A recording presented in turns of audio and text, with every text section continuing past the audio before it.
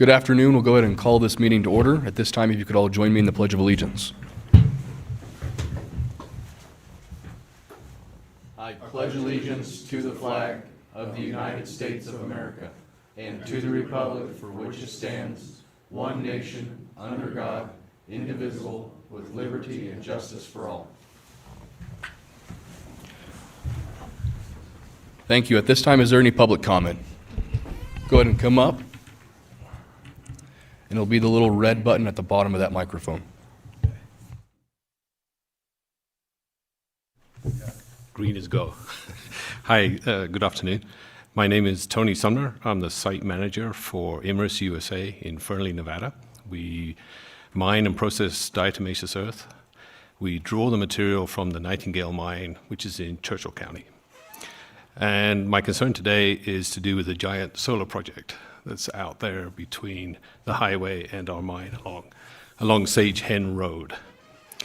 We've tried to work with them, but that road is rapidly deteriorating, and we haven't seen but 1/10 of the number of people that are going to be working out there, the height of which is going to be 400 to 500 people. And our concern is that we're not going to have access to our property if this continues in the way it's going right now. So we went to them, the contractor, and they said that BLM have jurisdiction and they can't do anything. So we went to BLM, they say the county has jurisdiction. And I imagine it's the county. But really, my first question is, who does have jurisdiction over it? And then the second question is, and I don't want to fight with anybody out there, we want to get along. How do we bring them around to considering re-engineering that whole road? Because it's barely holding up for one truck going up and down 5 times a day. It's costing us right now about 3 hours a day extra in time, which is about $450 a day. Not a great amount of money, but not trivial either. And it's delaying the flow of material into the plant. So we're wondering how we can get with them, come around and consider re-engineering that road. Make it wider, put some road base on it and some gravel on it. Because like I said, they're going to have 400 to 500 people out there at the height of the construction, and it's not going to hold up. That's all I got. Okay, thank you. We can't respond to anything on public comment that's not on the agenda. This is an agenda item, though, later on today. This is the guy you want to talk to right now. He just walked in, he's like, Okay. Great, thank you. Thank you. Any other public comment? Okay, we'll move on to verification of the posting of the agenda, please. Crystal Machado, for the record, the agenda was posted on the 12th of February between the hours of 1 and 5 at all of the locations listed on the agenda in accordance with statutes. Thank you, Crystal. Can I get an approval of this agenda, please? Mr. Chair, I move for approval of this agenda as submitted. Second. It's been moved and seconded. All those in favor, please say aye. Aye. Aye. Motion carries. 6, consideration of possible action, approval of the minutes of the meeting held on January 15th, 2025. Can I get a motion for those, please? Mr. Chairman, make a motion to approve the meeting minutes held on January the 15th, 2025. Second. It's been moved and seconded. All those in favor, please say aye.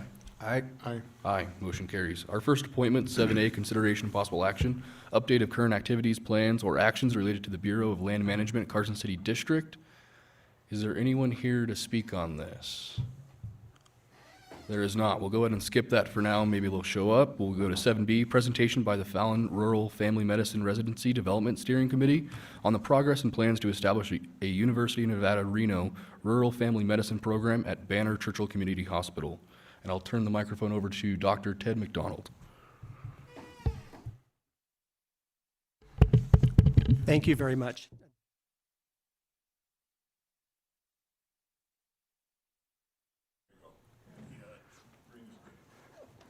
You think I hadn't done this before? Thank you very much, Dr. Ted McDonald, for the record. I am currently the Central Nevada Health Officer, and we are presenting today about an exciting process of bringing a rural family medicine residency to Churchill County and the local area. The reason why I'm here is I'm the old guy and I remember most of the history. So a lot of this is predicated on trying to get a residency in Churchill County for quite a few years. And when I first came back to Fallon and practiced here in 2008, we were very close to getting a residency at that point. The paperwork was done, things were signed, grants were on their way, and 2008 hit, and financially, the hospital felt like it could not support a residency program at that time. Charlie Myers was the CEO at that time, and he was really involved in this. Galen Reimer, our physician, was going to be one of the attending physicians, and also Gerald Ackerman from Elko was a driving force with getting the paperwork done. In 2014, Mr. Walt Beck was CEO of the hospital and brought up the same sort of idea. Why don't we have a residency program here? We've never had one. And it would bring, all of our numbers even back then where we needed family practitioners in this area and a way to draw them in and hold on to them. At that time, we worked with the Dean of Medicine, and it came down to basically the startup money for it. There wasn't grants available. It was going to be $1 million upfront cost to have a residency program here for the first year. Fast forward a little bit, 2022, back when we still had the Churchill County Health District or Health Board. I sat with the board the commissioners were on the board at that point, and we were presented with a similar question: is how do we meet the primary care needs in our community? And there were not a lot of solutions out there, and not a lot of activities. It was very difficult for the hospital to compete with other communities in cost, type of living, and a lot of the rural physicians were going to the residency programs where they were graduating from. So Pete Olson, Dr. Heath, and other commissioners asked about the history, why we didn't have one, and they tasked me with going forward and talking and seeing if we could look at this process again. And the first person I reached out to was Mr. Gerald Ackerman, who was the residency director over in Elko and had been key in starting our earlier projects. And he was kind enough to introduce me to Dean Hopman, who's the Dean of the School of Medicine, who is online today. They'll be presenting after I finish here, and have met with nothing but kindness and recognition that this would be good for everyone. A lot of things are in alignment nationally. There is funds available for starting rural residencies with a focus on rural residencies, and family practice being primary among that. The School of Medicine and Renown have formed a partnership. I was fortunate enough to sit on the committee that steered that process, and it's been a good marriage at this point, and has provided a lot of resources for all entities. The School of Medicine and Renown have also had a program now of setting up residency programs, pediatrics residency, a new OB residency, all in the northern part of the state, and now rural family practice residency is coming to the top of the list. And that's where Dr. Amy Magaha comes in. She is the professor and chair of the Family Community Medicine residency in Reno, and she has been a driving force to move us this far. Where we've been, we've tried to be very careful in this and intentional. That's why it's been a couple years. We first had an evaluation about 1.5 years ago from a group out of Utah who look at communities and determine, is this financially possible? Will the community support a residency program? And so our consultants went through that, looked at it. Funding came from Mr. Ackerman, helped us with a grant on that to pay for it. We passed that. The community is ready. It will support 2 residents. And Dr. Magaha will talk to you a little bit more about what it looks like in a residency program. And that part will probably be a lot faster than me giving you the histories. And also, the second part we just finished in November, where a consultant came out and determined, do we have the medical facilities available to do this? Do we have personnel within the community that can serve as mentors and teachers? And we passed that one also. One of the things that's very important to realize in this process, we're not getting students when they come out here. We have physicians that will have probably a year behind them. They will be ready to practice and go. So that's been a very important learning process, because I'm in the habit of saying students. These people coming to our residency program are not students. They are doctors that will have panels of patients from the time they get here. So that will be the end of my torturous presentation. Do you have questions for me at this point? And I'd like to thank the county commissioners, past and present, because if it wasn't for them coming back at this and saying, let's not give up, let's try again, we wouldn't be sitting here. And Dr. McGaha, would you like to take over? Hi, Dr. McDonald. Thank you so much. This is Amy McGahey, and I apologize very much for not being there. I'm at a national conference meeting here in Nashville, so thank you for letting me speak. I sent some slides over for the commission, so I'm not sure if they're available for everybody to see or not, but I'll just kind of, they are for the record, and I'll just kind of go through a few little pieces of information. Again, Amy McGahey, MCGAHA for the record. I am the chair of family medicine at UNR in Reno. I just started not quite a year ago. My first day was April of last year. And I am a rural student from Southwest Missouri, so I understand the importance of family medicine and rural medicine. The first thing that for me, especially as a family physician, is the value of family physicians in the community. And I think that the starting place a lot of people start with is just seeing the need for a physician and access to healthcare. But I did want to also share with the commission that one of the things that we're aware of is the value of a rural primary care physician within a community in terms of economic value and infrastructure value. So there is a national rural health organization that identified that a family physician working or primary care physician working in conjunction with the hospital creates about $1.7 million in income in indirect to the community and an estimated 23 jobs. And so this has a value both directly and indirectly. Just a little bit about the model, and Dr. McDonald just touched on this a little bit. So after medical school, in the last year of medical school is when a student chooses their specialty, surgery, family medicine, OBGYN, and then after that they go into their residency program.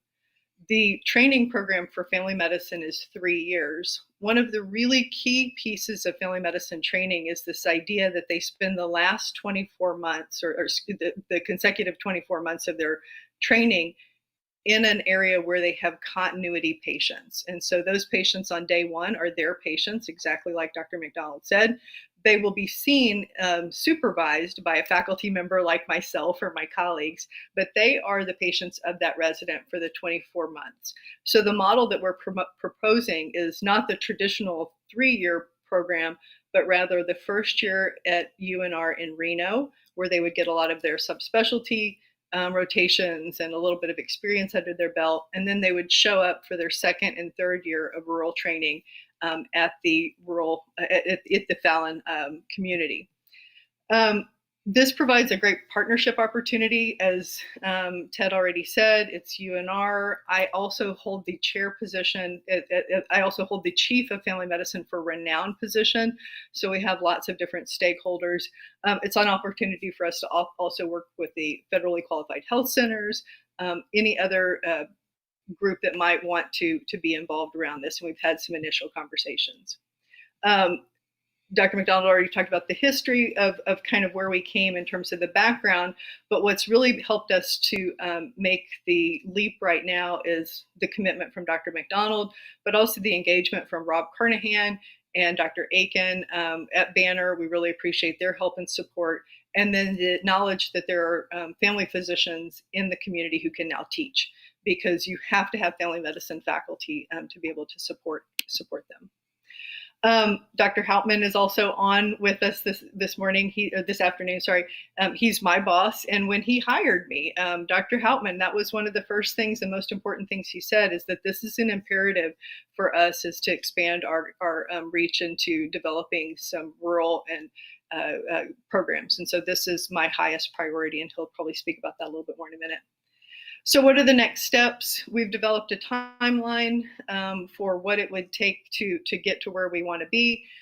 If we hit each of our milestones in the time that we hope, the first residents would step foot at Banner in July of 2027, which means that they would then graduate in June of 29. We've established a steering committee, and I'm happy that we have a number of representatives on that committee. I appreciate Mayor Tedford being part of that committee also. We do need funding support, and one of the most important elements to making a program successful, and you can see stories of successful programs and you can see stories of unsuccessful programs, but really having a diversified funding stream is really important, because as we know, things are sometimes volatile in a lot of different areas, and so being able to have a broad commitment to this will be really important. We're currently working on accreditation. I lean on my residency director at Reno right now to help us to make sure that we hit all the accreditation pieces. But like Dr. McDonald said, our consultant has already said that there's good substrate there. There's good support for everything that we need to be able to teach their students. I did it too, Ted, to teach the residents. And then faculty development. Right now, working with our colleagues to get them ready for teaching and training residents. Just the next slide is just about the resources for site preparation and faculty development.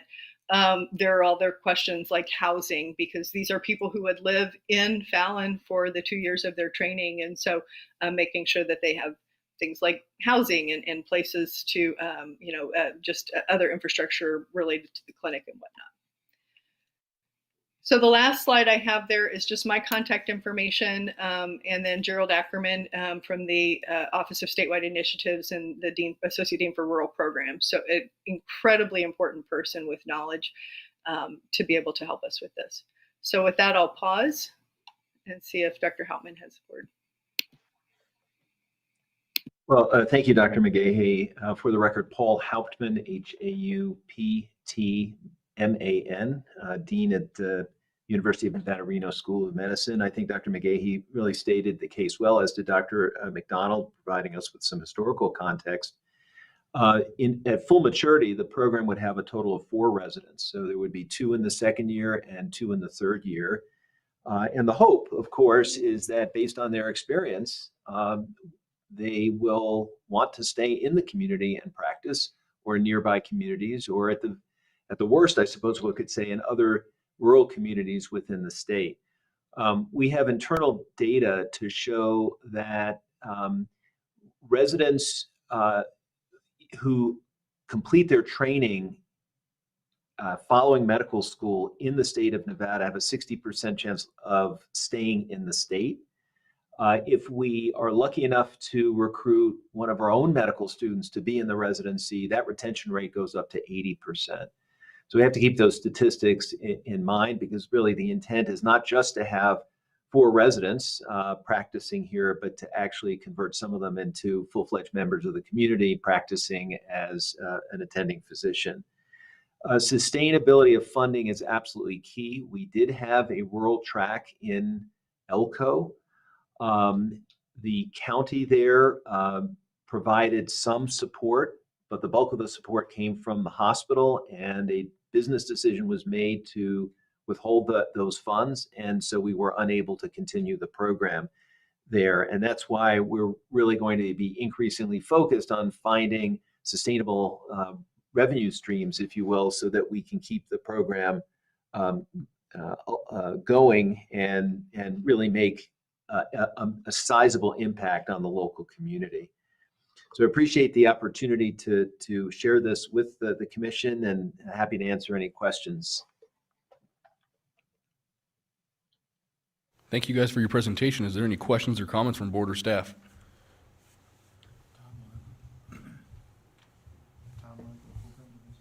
Go ahead.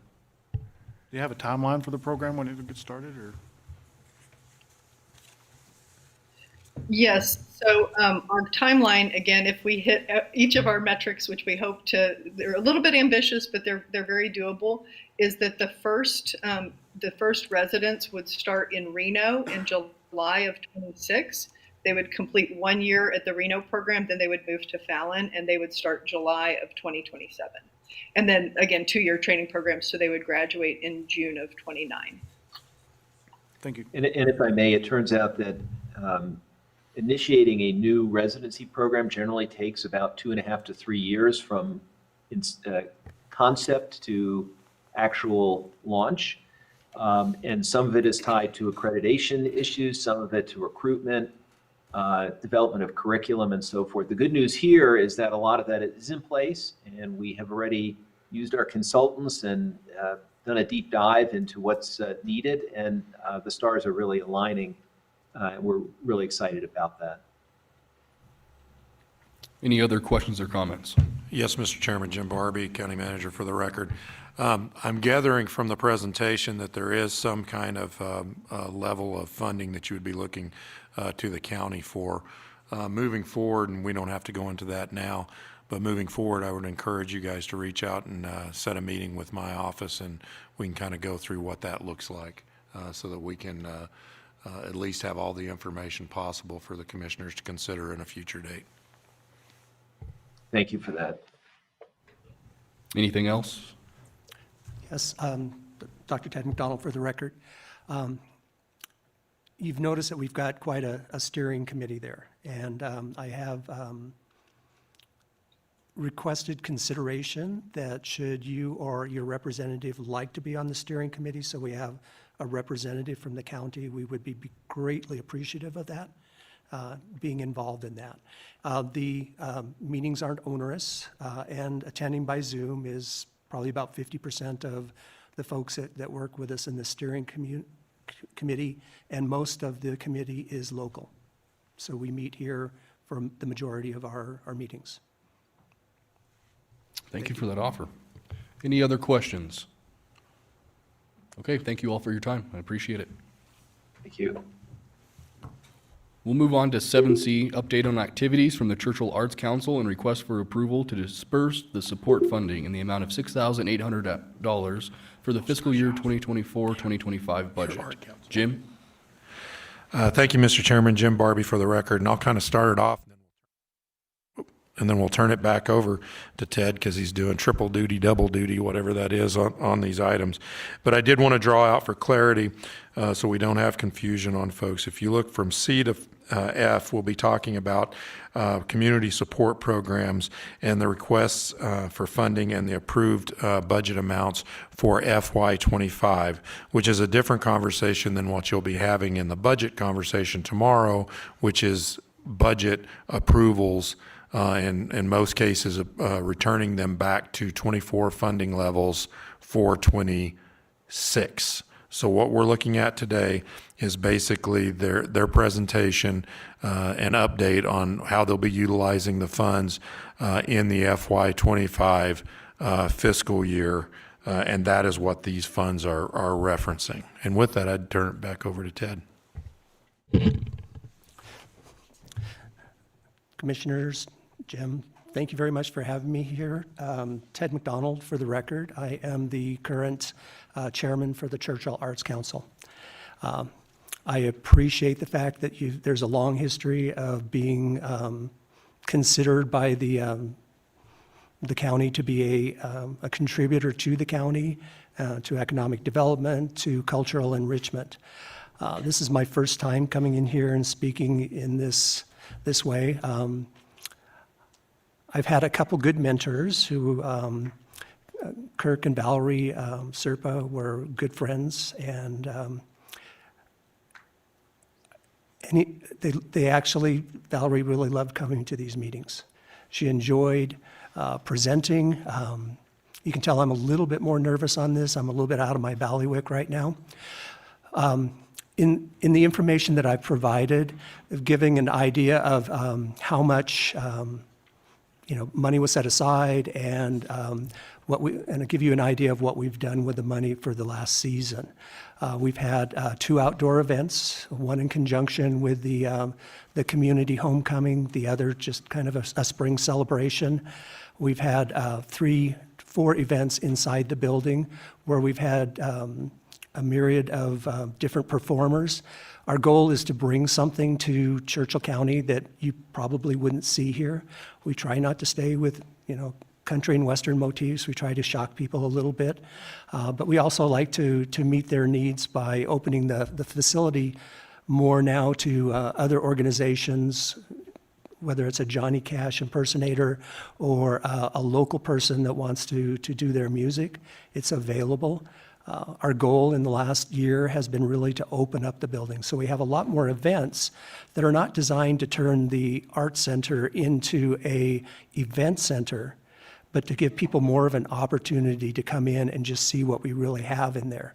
$7.5 million was spent to renovate that building back in 2003, I believe. So it's really been a work of love for friends of mine and for the organization that was behind them in the beginning. That's kind of where I'll kind of stop with that. I've also presented and provided for your review for the upcoming next budget year, what our plans are for the next year. And we've made some big changes in what goes on within the organization. Right now, we've hired a consultant out of Reno, a gentleman by the name of Diaz,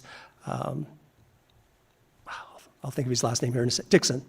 And what he does is he takes organizations and helps them to solidify their organizational structure, their vision of where you're going to go, and making sure that your organization is set up to be successful for the next 30 years. We had the luxury of having people who were in love with the business and the building and the people, and 2 people did the work of 8. We just have not been able to find somebody that is going to take on that job. We will be interviewing 7 people this weekend for the executive director job. And after that, we have budgeted for an expansion of personnel to be able to cover the things like productions and grants and administration and building maintenance, to the point where one person doesn't have to be successful. It's going to be a team that's going to be doing it under the supervision of the board. The board is also getting education on what boards look like. What should a board be responsible for or not? I know that I should not be responsible for turning in grants and filling them out. So that's not I can do it, but it's not the best thing. If I have somebody that's focused on that and can do that, that's the best use of our time and our monies. Our season is set up for 25-26. We have 2 or 3 spots to fill in with artists, but all of our performances are ready to go. There will be a brochure that's going to be coming out in June or July, depicting what the next season beyond this one is.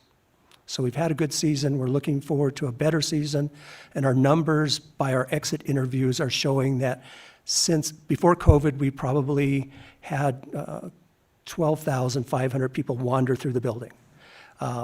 During COVID, nobody. Last year, about 8,000, and this year we're looking at slightly more than that.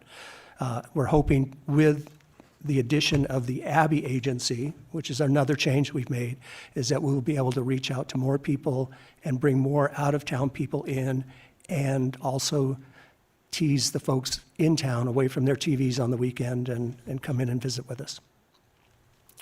So, Thank you, Ted. Any questions or comments from board or staff? Is there any public comment? If none, a motion, please. Question, Chairman, for council. Do we need to approve these if they are approved in the budget? If the board, I think that they don't have to, but it'd be nice to make it official. Okay, because I thought our new policy was we were trying to get away from that. Yeah, it's approved in the budget already, and so Obviously, the check can already be issued. It's mostly if you just want pictures and the publicity portion.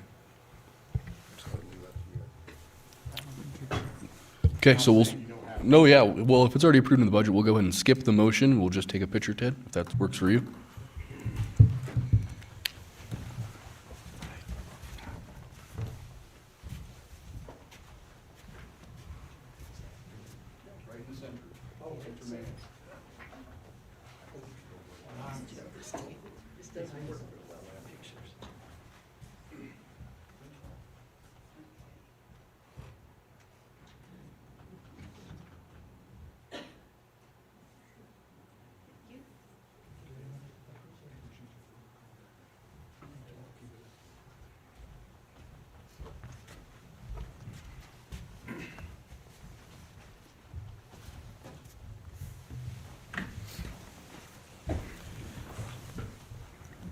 All right, we'll jump to 7D, consideration and possible action, application for funding from Churchill County to support a community event or program for the Lahontan Valley Clay Breakers in the sum of $3,000 for ongoing community outreach and education regarding gun safety and the sport of trap shooting during trap shooting season. Jim?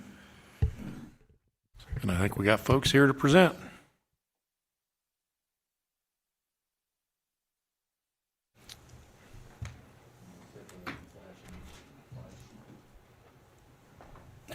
Good to go. I'm Pat Witten. Been doing this for a long time, and this is Barry Stewart. He retired this year, or last year, from our president, but you call him, he comes. So we really appreciate you guys accepting our application again. And as Mr. Barbie knows, I always kind of come with dog and pony show. Our Safety and Orientation Day is Saturday. We're anticipating over 30 kids. They returning come one time, new come the next time, so that we can spend a lot of time with the new kids. We're really hoping the weather holds out because the new kids have to do a little bit of shooting so that we make sure that they're safe and can handle a shotgun. For my dog and pony show, we have one young lady. She's a senior this year, so we're going to be losing her. Her name is Alexis Hager. She's been shooting for us for quite a few years. And there's a program through the Pacific International Trap Shooting Association. It's called the YES program. It's called Youth Education Shooting. And when you accomplish 10,000 targets, you get a plaque, which we have quite a few kids that have done that. And then we also have a few that have shot 20,000 targets. This is a competition with youth, but also with adults. 2 years ago, she went to Idaho State Shoot, came back with the handicap award, top handicap. Year before that, she did it in Winnemucca. She's quite a shooter. We're really proud of her. We really have a lot of fun with her. The other part of my dog and pony show is every kid, when they sign up, they get a shooting bag for their ammunition. They get eyes, safety eyes. They get earplugs. Now, we also have a program with a company, they're shooters in Sierra Valley. They come over and they make molded earplugs, which we really push those because we have to protect our hearing. And what they've done for 15 years, I think, is the clay breakers pay half and the parents pay half because they can be $70 depending on what they get. So then they get a t-shirt and they get a hat. So we try to keep it where they're cool enough to shoot in the summertime. And this hat kind of has a story behind it. One of our former coaches works for Ormat and got sent to Kenya, which when I got the text from him, I went, oh my gosh. And he went over to help them set up things like their ordering, their stocking and all that. So he's wearing his clay breaker's hat. And a lady comes up and taps him. She says, I think I know you. He goes, what? She goes, we shot trap also. I'm from Carson City. And his name is Brandon. And he said, I just can't believe what a small world by wearing the hat. So we enjoy, my husband and I, we've done this for over 20 years. Barry's pretty close. We're picking up coaches. The end of March, we have what we call an NRA Shotgun Level 1 class, and we have 6 coaches in Fallon, and we have 4 coming from out of state. It's open to out of state. The gentleman lives in Reno, and he's going to come down. It's a 2-day event. We really appreciate the funding. And like Dr. McDonald said, COVID is still out there as far as different things being hurt. A couple of our funding groups do dinners.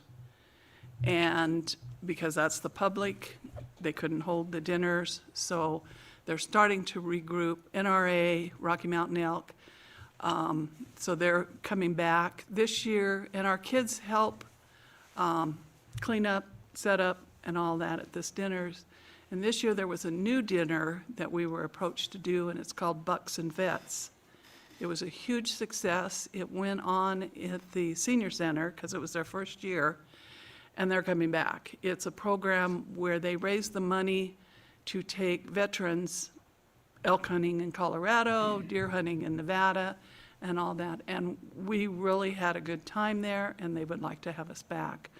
So the grant writer, I'm the money raiser. So any place I see anything, I apply for. So we really appreciate your support of us. It helps us with our coaches, helps us with our ammunition. It just helps us for everything. Does anybody have any questions? Any questions or comments? Okay, we'll go ahead and take a picture.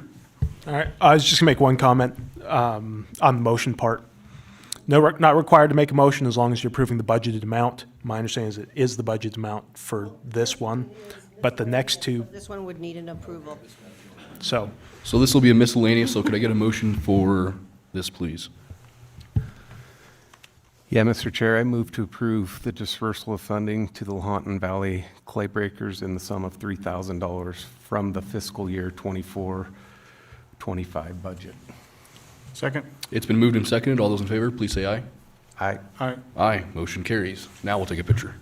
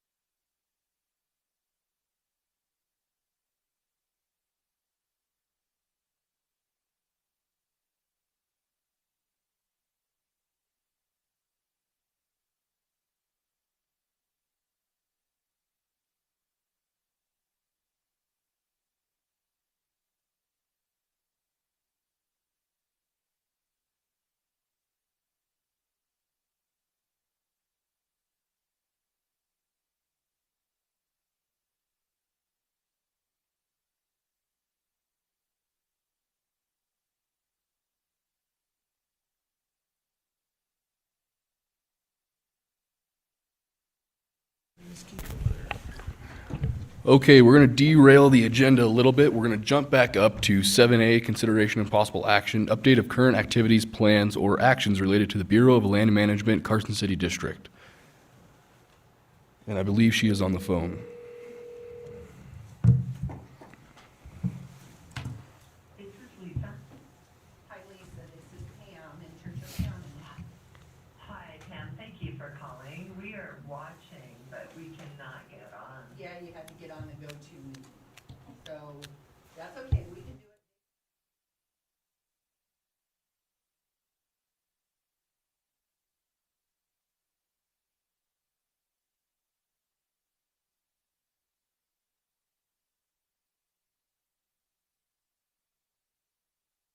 number should I call for her to talk? I was told that was her number. No, actually, it's my number. Okay. Sorry about that. Transfer button.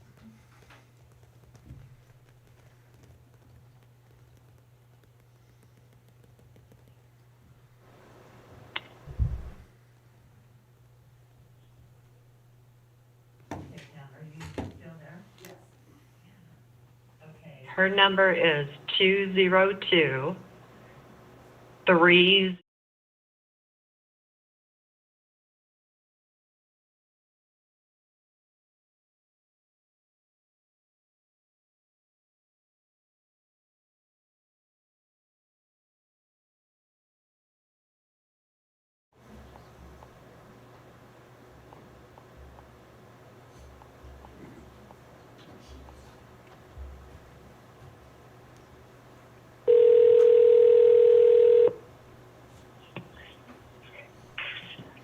Good afternoon, this is Catherine. Hi, Catherine. This is Pam from Churchill County. We are Hi, going to. Pam. We're just Sorry, going to let it seemed you. so easy and seamless when we first joined, and then Well, what you should have done was join the go-to meeting, so we'll do better next time. okay, no worries. Okay. Thank you. Well, they can all hear you now, and you can go ahead and start presenting, and I'll do your slides for you. Okay, so I am turning off my computer audio so I don't get the feedback. It's a little delayed. So, let me know when I should start presenting. You go ahead and start, and I'll catch up with you. All right. Well, thank you all for not only inviting me back to the Churchill County Commissioner meeting, but for suffering through technology with me. So, Catherine Dyer, I was there last month, and I will be the acting field manager for Stillwater through March 16th. So, probably get to see you guys next month, too. We do have a new field manager that is selected for Stillwater. His name is Zach Reichhold, and we will let you know when we're able to bring him on. There's hiring complexities at the moment, so we don't have an exact start date. And with that, I'll go ahead and start my slideshow. So the NDAA, the Sand Canyon Road realignment, BLM is the lead agency for NEPA, and we're holding meetings with Bureau of Rec and Navy to figure out the next steps forward. And the BLM, Nevada Department of Agriculture, and Navy, and the grazing permittees, currently the B16 will work with each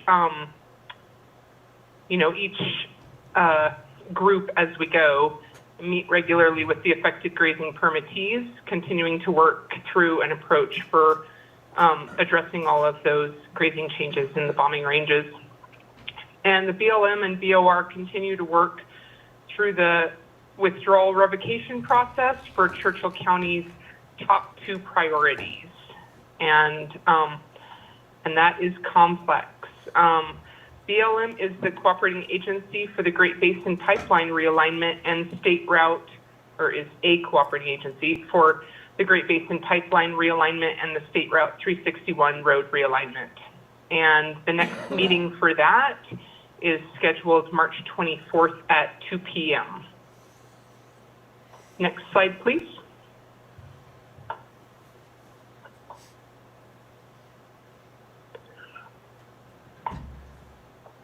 Next slide, should be the wild horse and burro slide. Yep, we're on that slide. Oh, okay, sorry, it's not showing up on, oh, there we go, okay. We have census flight planned for fiscal year 25, and so for Churchill, it's mainly the Desitoya, but you'd be, interested in the variety of horse flights we're able to do throughout Carson District in total. So all of those are listed there. And we are prioritizing the Lawton herd management area in Churchill County for the Gather EA that we're currently working on, and the scoping for that ended on January 11th. And so we're currently, working through all of the information that we gathered in scoping and continuing to move forward with that EA. The second priority is the North Complex in Washoe County, and that'll be another horse gather NEPA document.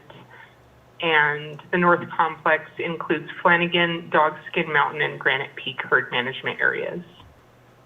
Next slide, please.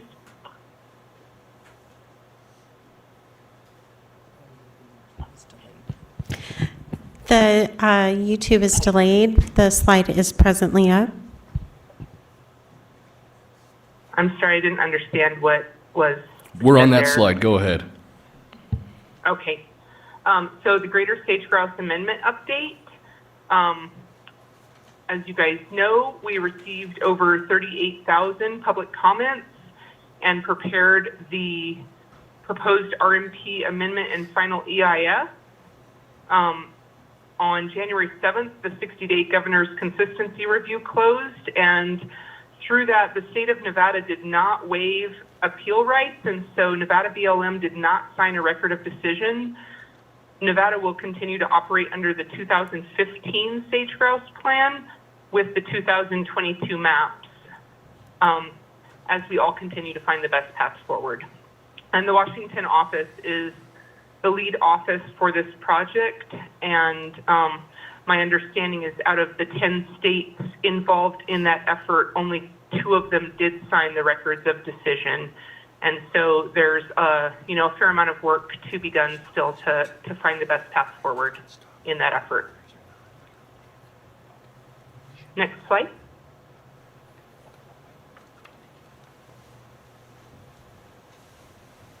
Go ahead. We're watching it. Okay, thank you. Yeah, this has a bit of a lag for me. So geothermal projects are next, and with that we have Dixie Meadows. And so we have been coordinating with the U.S. Fish and Wildlife Service, the Navy, and ORMAT on additional data needs and baseline requirements. We're very close to having the baseline requirements completed so that ORMAT can go forward with data collection that will then be able to inform the NEPA process. And Diamond Flat exploration NEPA is in progress, and we're currently working on a timeline with that NEPA contractor. Right now, the historical properties treatment plan is being developed. Next slide. So special recreation permit updates. Again, we do not have an update on that. I would say my own personal update, although we didn't put it on here, is that Carson District in total is looking at approaching the special recreation permits a little bit differently, moving forward so that we can try to do them in batches and get more of a coordination on some of the special recreation permits that use some of the roads that are also needed by livestock grazing permittees, to make sure that we're minimizing some of the, the road maintenance needs and complexities that have arisen from that. So we should be seeing that moving forward. Next slide is Lands and Realty. And this year we did sign the record of decision for Greenlink North, and so that is authorized and in action. And with that, our last slide is where I open it to questions. Thank you, Catherine, for your update. Is there any questions or comments from board or staff? Okay, thank you for your time, Catherine. Okay, thank you guys very much. Okay, we'll jump back on track here. 7E, consideration and possible action, update on activities and approval of a funding request in the amount of $6,350 from the Lahontan Conservation District and $4,250 from the Stillwater Conservation District for fiscal year 2025. Jim? Mr. Chairman, appreciate it. Jim Barbie for the record. So on this one, we had a mistake of $25 in putting, and how we put this forward.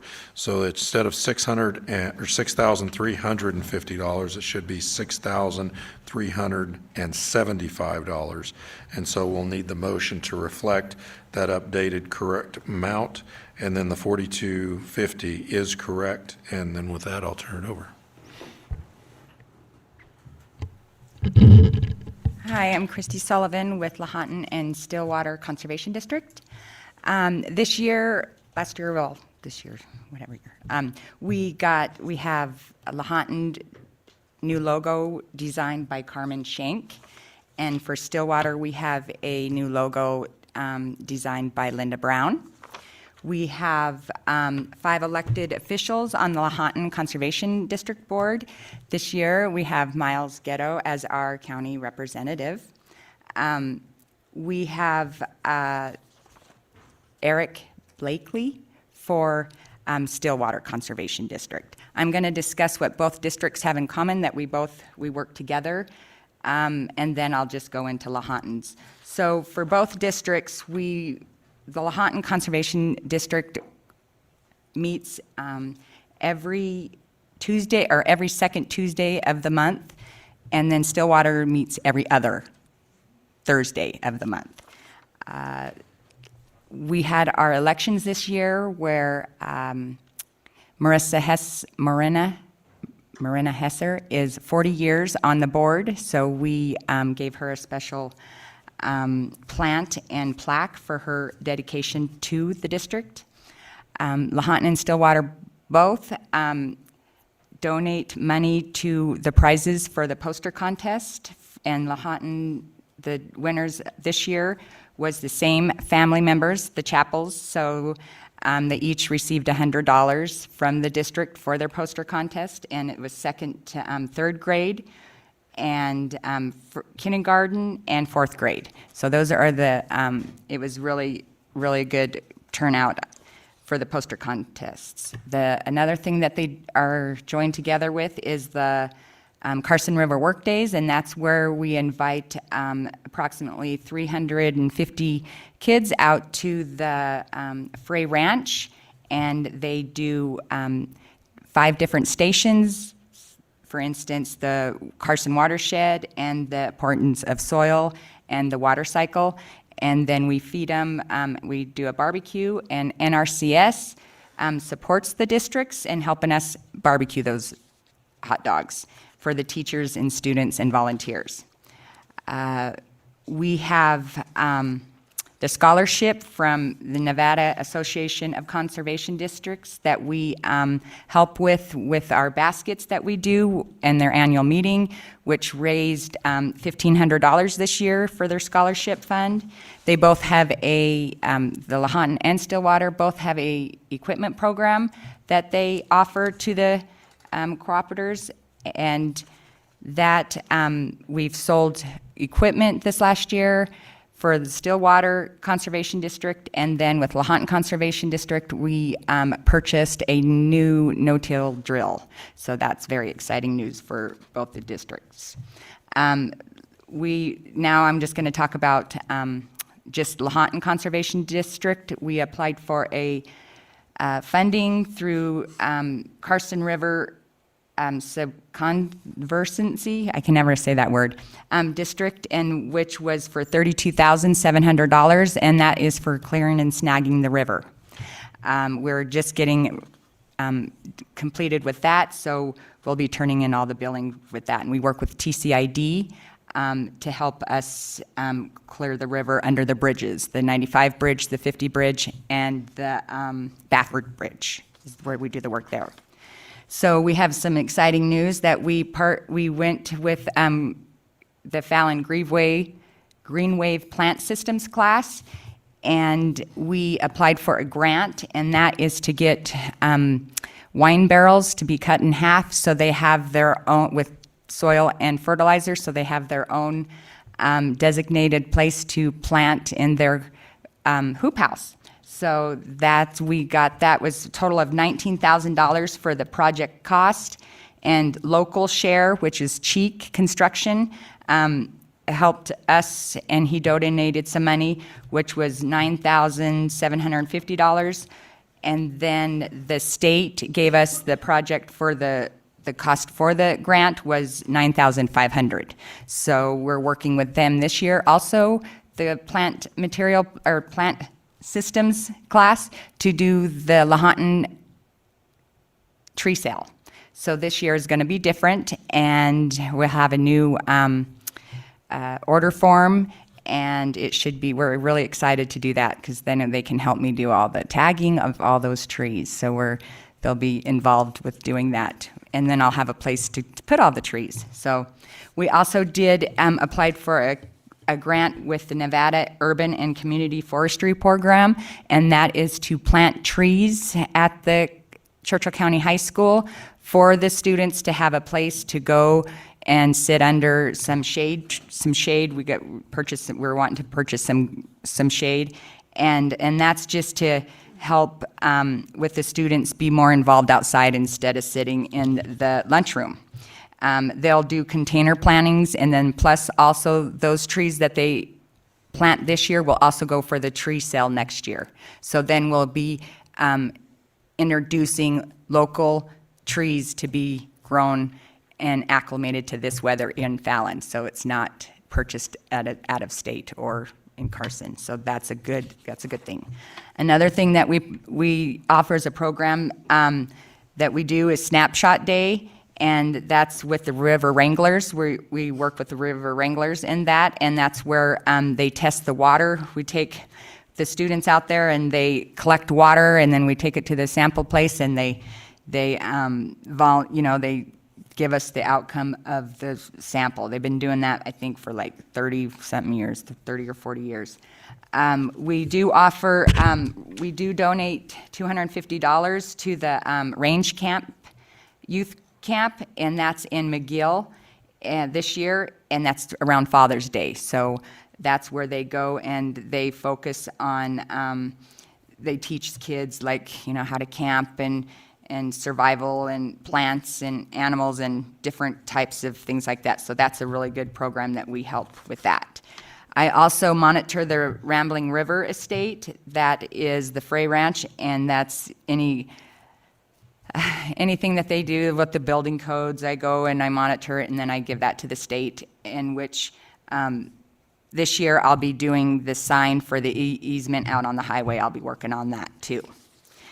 The other thing that we did this year was we helped CWSD with the watermark reveal at the Fisher's Point. So that was interesting. A bunch of us got together and they mark where the high water mark is in the river from the mark.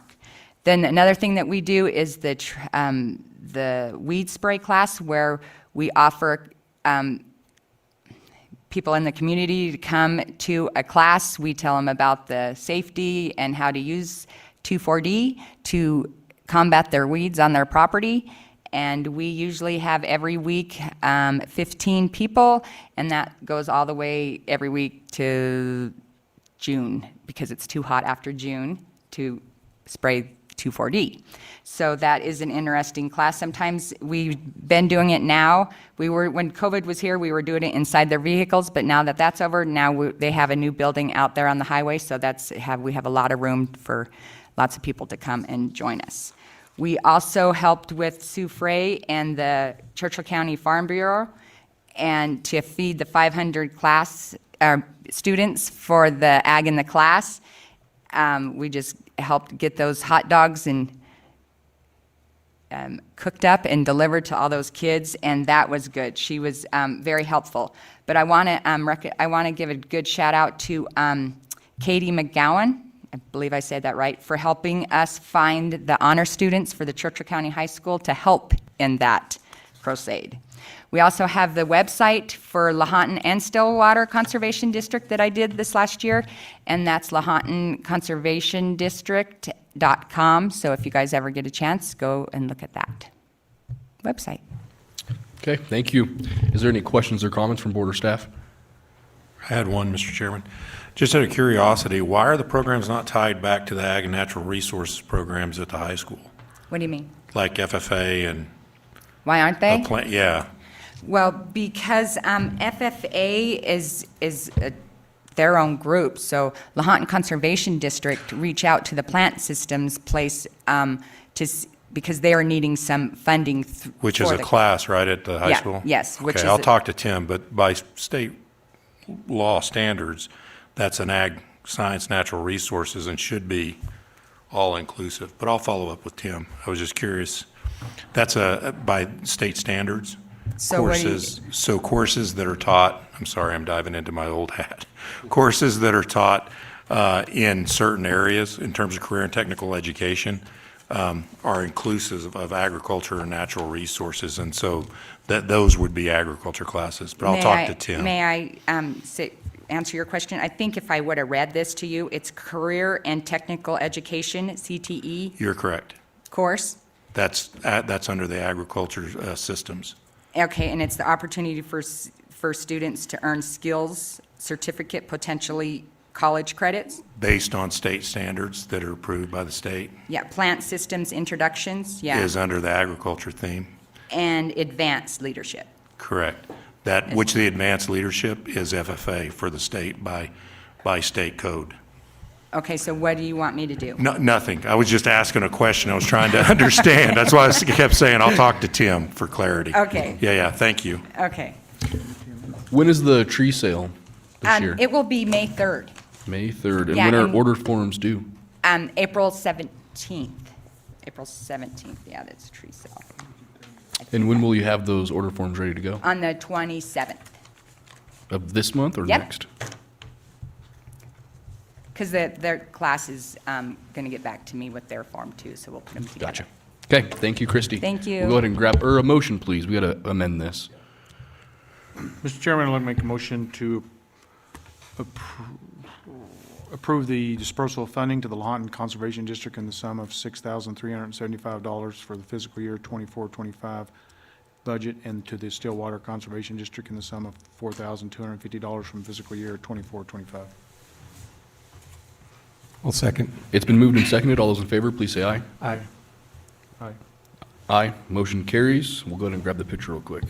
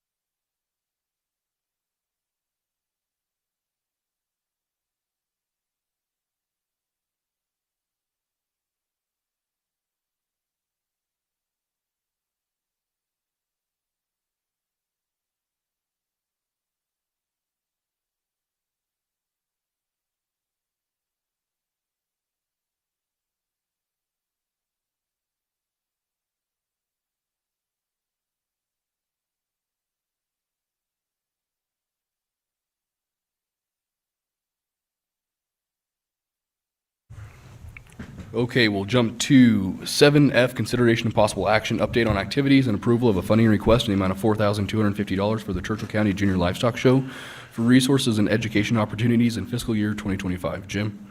Thank you, Mr. Chairman. Jim Barbie, County Manager. And just a bit of history on this one particularly.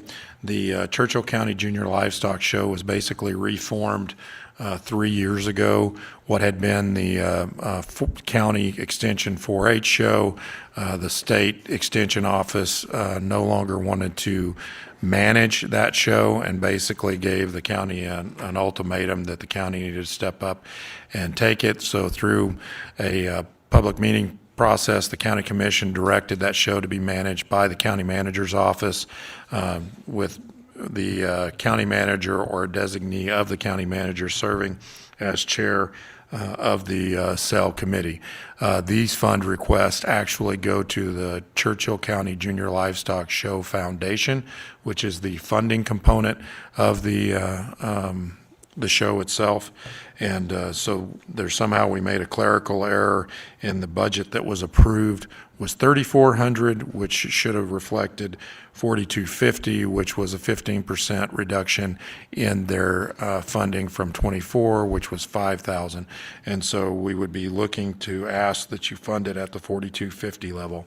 In terms of accomplishments, in the last presentations, they had referred to the Ag in the Classroom event that's held, that's actually hosted by the Churchill Junior Livestock show in April. So we basically give them an opportunity to come in on one of the days of the show and utilize the livestock that is present that the students have put together here locally. Students that are members of FFA, 4-H, and the Grange, or students in the county that want to show outside of those three organizations as independents are able to participate in the show. The show then has a livestock auction at the end that creates scholarship for those kids. And I can't remember, I want to say we had somewhere around 80 students, unless Sherry has a better number off the top of my head, that participated in the show this last year and generated over $170,000 in scholarship funds that those students are able to utilize for their future training and so on and so forth, education-wise. So it's a great event, and it provides a tremendous amount of scholarship within our community, sponsored and supported by the businesses and families and individual that buy livestock in that event. And so they come forward today requesting $4,250 for approval in the 2025 fiscal year budget. Thank you. Thank you, Jim. Any questions or comments from board or staff? Okay, a motion, please. Mr. Chair, I move for approval of $4,250 to the Churchill County Junior Livestock Show fiscal year 2025. Second. It's been moved and seconded. All those in favor, please say aye. Aye. Aye. Aye, motion carries. Do we need a picture on this one? Is there anyone here? I guess not. Sorry, Ann. Mr. Chair, if I could ask, we have two folks here from the Vertex Group, one of whom has to leave at 3:30, so if we could move to item K, that would be appreciated. Yep, we'll go ahead and jump to 7K now.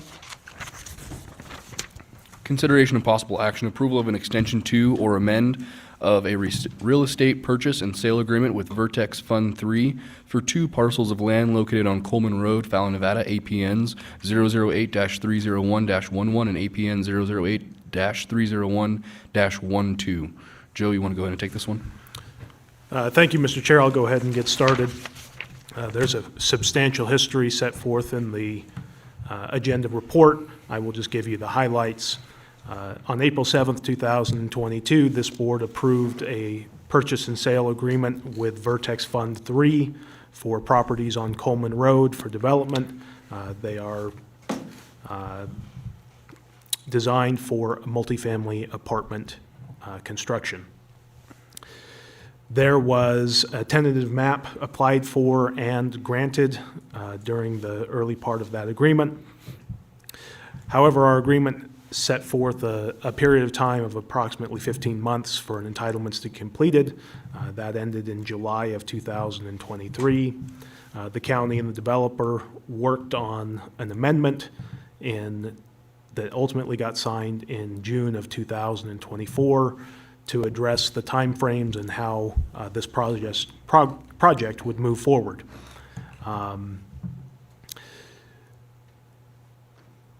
Since that time, the developer has submitted a final map in July of 2024. It was reviewed and commented and returned in October of 2024. There were 2 periods of extension of 60 days that were allowed for by the agreement and that ultimately were granted to the developer to finalize and record this entitlement. I think it's pretty fair to say that at this point in time, the final map has been resubmitted as of February 6th or 7th, with an additional set of information that was submitted February 14th. And so there is a current draft submitted to the county, but it is not likely and unable to be approved by the termination of the agreement, which would be March 2nd of this year. So before you today is 2 options, I guess 3 options. One is to grant an extension as allowed for under the agreement. I do not recommend that just because a 60-day extension ultimately doesn't meet the needs of the county or the developer. We would just be back here in 60 days with no expected progress.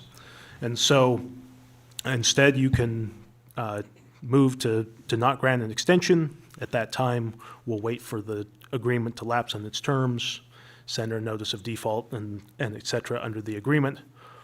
Or you can recommend to consider an amendment. I have worked on an amendment. Their counsel has also worked on an amendment. There is a lot of language that would have to be changed to make this agreement work. I gave a copy to Pam. It is substantial to show all the differences. I don't want to hash out everything that would have to get done to make this work. What I will tell you is there are substantial terms that are, I think, to be negotiated and some potential terms that couldn't be resolved. And so if you want to go that route, they aren't all resolved today, and you would need to set this out to the next county commission meeting with their agreement to have it on for March 6th. But that's only if you have an interest in pursuing an amendment. At this time, it is up to the county as to whether they want to pursue that track or whether they want to terminate the agreement. Today, this is a chance for Vertex to come and present to you a couple of their situation, what they're asking for. I have a couple of questions that I would ask and sort of direct them to present to you today. Specifically, how does Vertex plan to move the project forward from today's date all the way to completion of construction? What obstacles exist right now to completion of the project, and how would Vertex overcome them? What assurances can Vertex give Churchill County that they will complete this project, and that if they fail to complete this project, that the county will be in a better position in the future than it is today? And then specifically describe what they would ask the county commission to do. And then I'll have questions and comments, I think, after their presentation. Okay, would you guys like to go ahead? Sure, thank you. It's going to be that little red button at the bottom of that microphone, if you could, please. Yep. Better. Thank you, Mr. Sanford. Thank you, board, for seeing me today. My name is Stephen Tuck. Mr. Barbie, good to see you again. You as well, Mr. Sprouse. Let's see here. So I'm a managing member, one of 4 managing members of Vertex Fund 3. I think you met 3 of my other counterparts when we were first here for the RFP.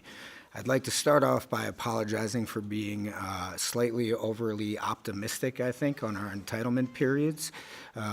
We have, however, spent a significant amount of money to move this project forward. I think 2 of you have met with Mr. Phelps recently to talk about what we have done to get through our entitlement process.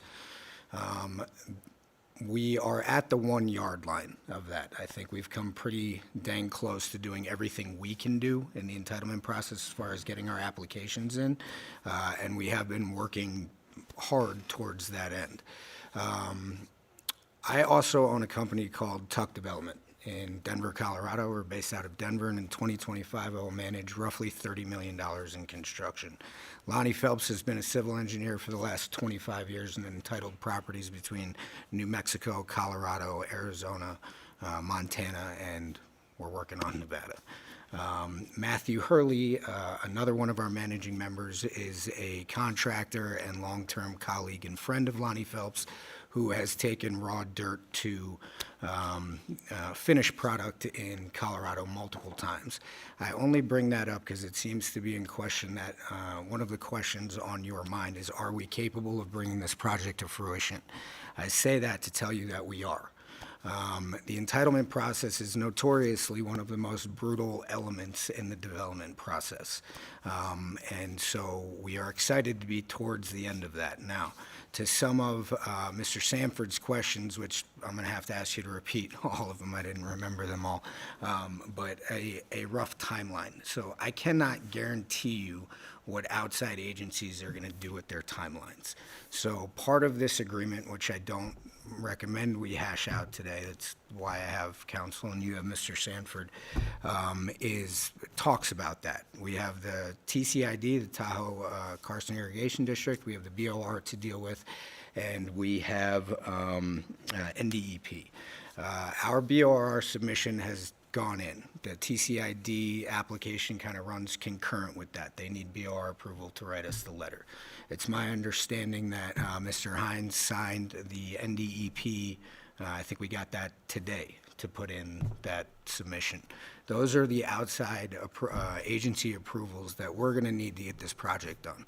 There's nothing else we can do except wait for these approvals. Now, once those come, we are ready to move forward. We've been talking to 2 family offices that are ready to lend on this project. One is UC Funds out of Boston. There's another one named Builders Capital out of Seattle.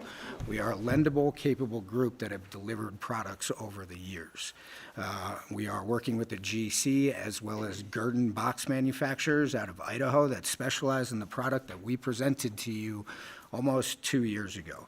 It is our intent to close on this project and get to that build. I think, I think I've said enough. Did you want me to address any of the other questions that I would have to have repeated? Again, Joe Sanford for the record. So I think we've covered your plans to move forward.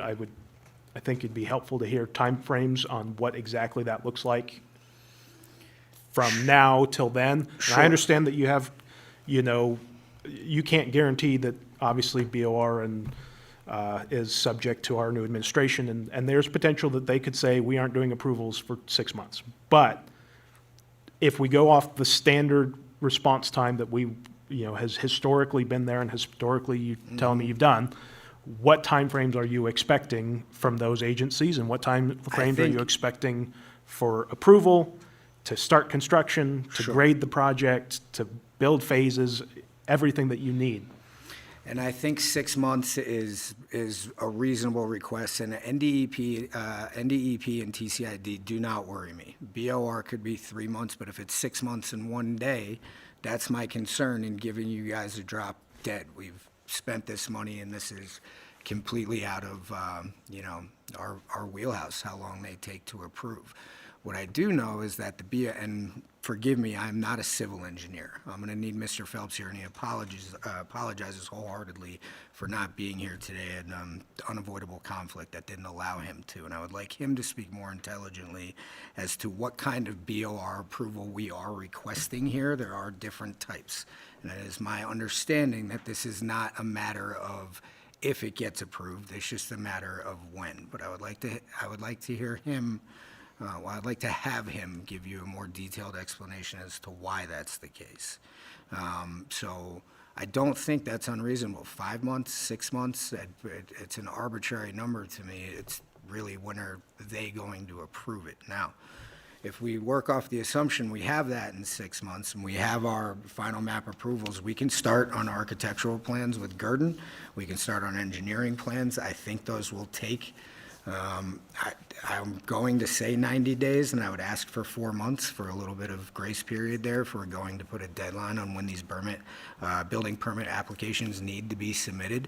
And then it would depend on your building department, but once we have those, along with a grading permit, we could go straight to work. How long it will take to build 420 apartment units will depend on our phasing plan and our funding, but we want to do it as quickly as possible. So if you're asking for a timeline, I would say probably 3 years to build all 420, but our only goal, once we borrow that money with an interest clock ticking, is to get heads and beds for a profitable project. So we have more of a, we have more pressure to build that than anybody once we take that loan. So you said phasing plans, but you also said about 3 years. Can you run me through what a phasing plan would be? Sure, it would be, we phase projects as a financial mechanism to save money on interest and not have to take a larger loan. So if we built the first 3 buildings for $12 million, but I'm using random numbers here, right? But we could look at the pro forma. If we built the first 3 buildings, then the first 2 are getting rented up, and we can roll that loan over into the next 3. Instead of having to take a $70 million loan, you're taking $20 million loans at a time to phase the project and the financing. Most any developer would do that, especially with the way money markets are after COVID. Family offices were at one point lending 80 to 85% loan to cost on projects like this, requiring developers to bring down only 15% of the, the kitty, so to speak, where it is now 40 to 50% required loan to cost from most any traditional financing or family office. They are taking less risk, and we're fully aware of that, which is why we suggested the phasing plan when we did. Okay, could you actually run through the phases? Because do you mean 3 years for phase 1? No. 6 years for No, phase no. 2? I mean 3 years for all phases, from start to complete. Our goal would be to, break ground and have the final building done in 3 years. Okay. I'm thinking about how we would draft this, and so I need to understand. So if 3 years is the final end And if you're asking me for concretes right now, I'm giving you an example to the best of my ability based on our experience, but every project is different. Okay. So we need to get a little further down the road if you're going to ask us to guarantee a timeline. Okay.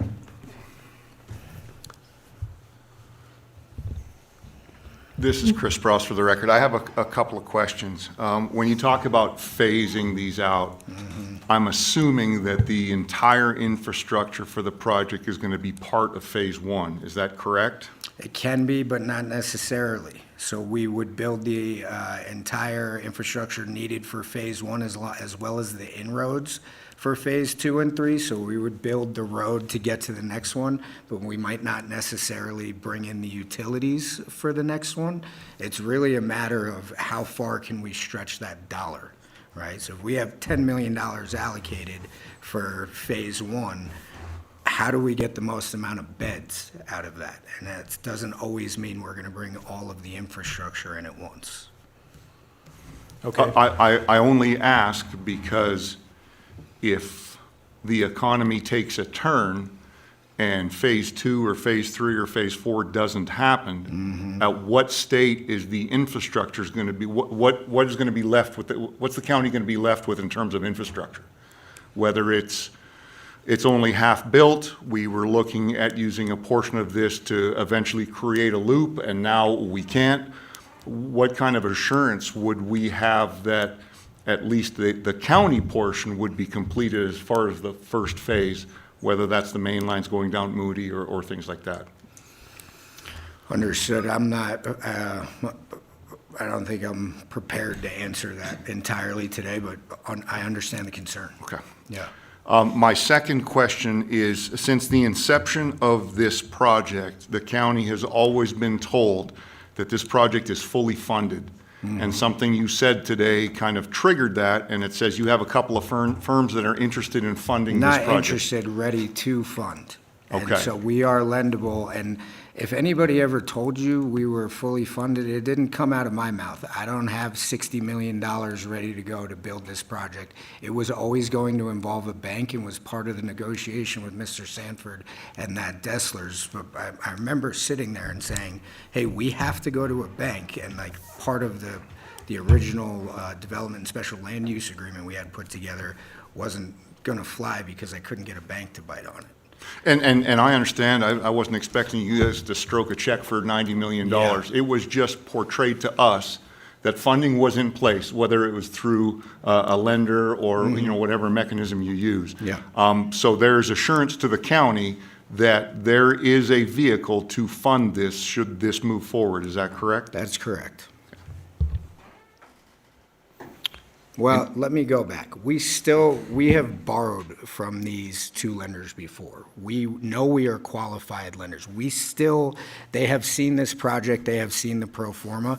Once we have that, we won't go through underwriting until the project is approved and ready to go. No bank will look at this without full final map approvals and outside agencies. So I'm not telling you that UC Funds is sitting there with the $60 million in escrow for us. We know that we can go apply for that and that we will be approved because of our history with them. Just based on the final map plans we just received, we don't yet know the impact, the cost increases that may result of these final plans. I just want to have some assurance that whether there is a 5%, 10% increase in the overall cost of this project because of improvement plans, that mechanism is still in place to be able to fund this project. The mechanism is in place. The needle will not move enough on horizontal infrastructure to offset the pro forma of a buy and hold product of 420 units. Thank you. Okay, and then I believe it's important to have on the record that, are you acceptable that if the county commission wants to enter into an extension today to March 6th, that you agree to that? Because that's not exactly a term in our agreement. Yeah. And so I want to make sure that we have on the record that that is agreeable to both parties. 100%. And I think we got a little into the weeds on the amendment here. And if you would be kind enough to grant us, our current extension expires on March 2nd.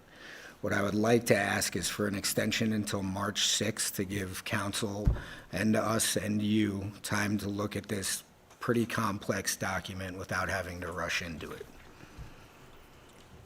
And our end goal here is, we know what you want, and we want to do that. And we're trying to get there as hard as we can. And like I said, I apologize. We were overly optimistic about our entitlement period.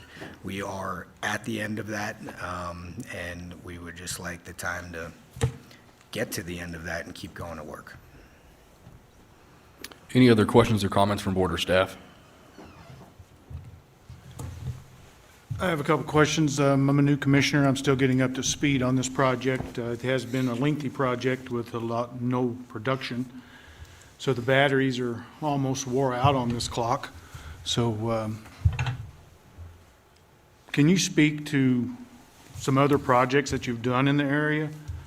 You mentioned in your RFP dated 11/28 of 21 that you had 3 projects in Fernley.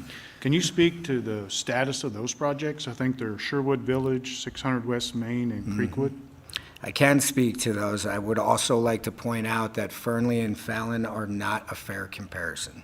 So we've dealt with a lot of overturn in Fernley, and to give you a concrete example, I think we submitted our final map and got comments between July and October here.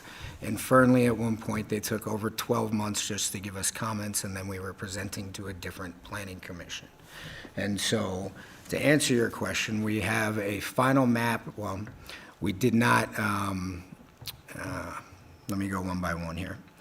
On Creekwood, we just received our tentative map after almost 2.5 years. So we had gone into Sorry, I have to wrap my head around what I'm doing here. We switched tacks.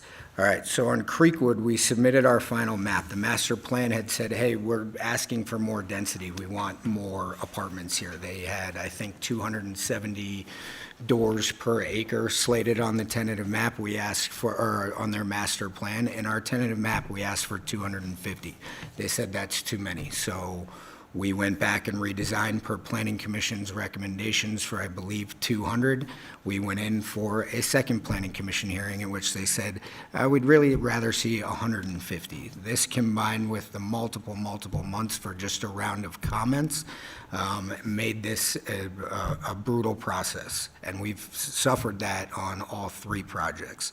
Now, that being said, on Sherwood Village, we have our CUP on both the apartment buildings and on the duplex units or townhomes. There's 316 apartment doors, multifamily doors, and 52 townhome doors. Our investors on that project decided not to build. Everybody was battle fatigued because of the length of time it took. So that project is for sale. On West Main, we have a development partner, and this one is not comparable because of FEMA. We are in a floodplain over there, and we had to apply to FEMA to raise the grade almost 2 feet. And the project is still tenable for the commercial pads and the 224 apartments we have planned there. And we have a development partner that we're engaging with that wants to kind of take that one over. And we are still waiting for FEMA approval that, according to FEMA, is about 60 days away. So to answer your question, none of them are as far along as this one is, because we are dealing with an entirely different governing body and more federal bureaucracies than we have to here. So I'm happy to give you an update on them, but I feel it would be unfair to compare them to what's happening here. Well, thank you for your comments there. Just wanted to follow up with how much progress you've made there, because it sort of aligns with the amount of progress that you've made here. What would be one thing that you would say is the main reason why you've not achieved final approval for this project and ready to move forward? What's been the obstacle that's really just bogged you down? There really hasn't been one. Our engineering took a little longer than we had anticipated to respond to the last comments, but if you compare where we are to other municipalities, from Nevada to any major municipality, this is a 4-year process in Denver, Colorado. So I'm pretty happy with where we are. We might have been able to respond to that last round of comments later, but developing 420 apartment units is no easy task. We have to answer to a lot of people and make sure that this abides by all of the rules, that our traffic impacts are correct, that your infrastructures are correct, that our drainage is correct, and that list goes on and on and on. I do not envy civil engineers. I couldn't do that job. There's an amazing amount of detail that needs to be paid attention to make sure that the project we put in your county helps it and not hurts it. So I'm not upset with our timeline. I'm upset that I overshot when thinking about our entitlement period in our original negotiations. Okay, and one final question for you.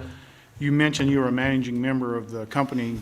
Do you have enough ownership rights to make that decision that he can agree to wait till March the 6th? Yeah, that's a great question. I had long conversations with the entire group, and everybody would be happy with that. Yes. Okay. And what's the question for you, Mr. Sanford? We're just extending this until the 6th so you can work out the new amendment. And at that time, we'll review the amendment, and if we like it, we'll approve it or not approve it, or?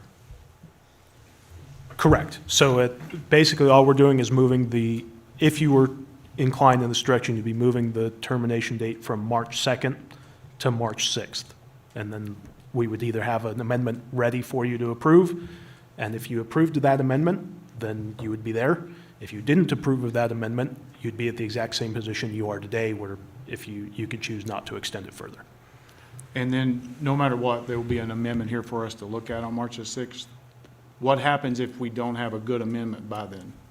You will have a document on Approve or March deny. 6th. Now, I'm not saying that we will agree as to what that document says, but you will have a document to consider. Okay. And so at that time, you'll have either what I believe is appropriate and that you would offer to them, or if we have an agreement, fantastic. But if there are positions that cannot be overcome, then it would be, I will have a document that I'm happy with, and I will tell you the parts that we disagree on. Okay, thank you for your time. If I may, through you, Mr. Chairman. Go ahead. Commissioner. Thank you. For the record, Garrett Gordon, I'm an attorney in Reno. I've been doing land use zoning law there for 20 years. Appreciate the opportunity to be before you today.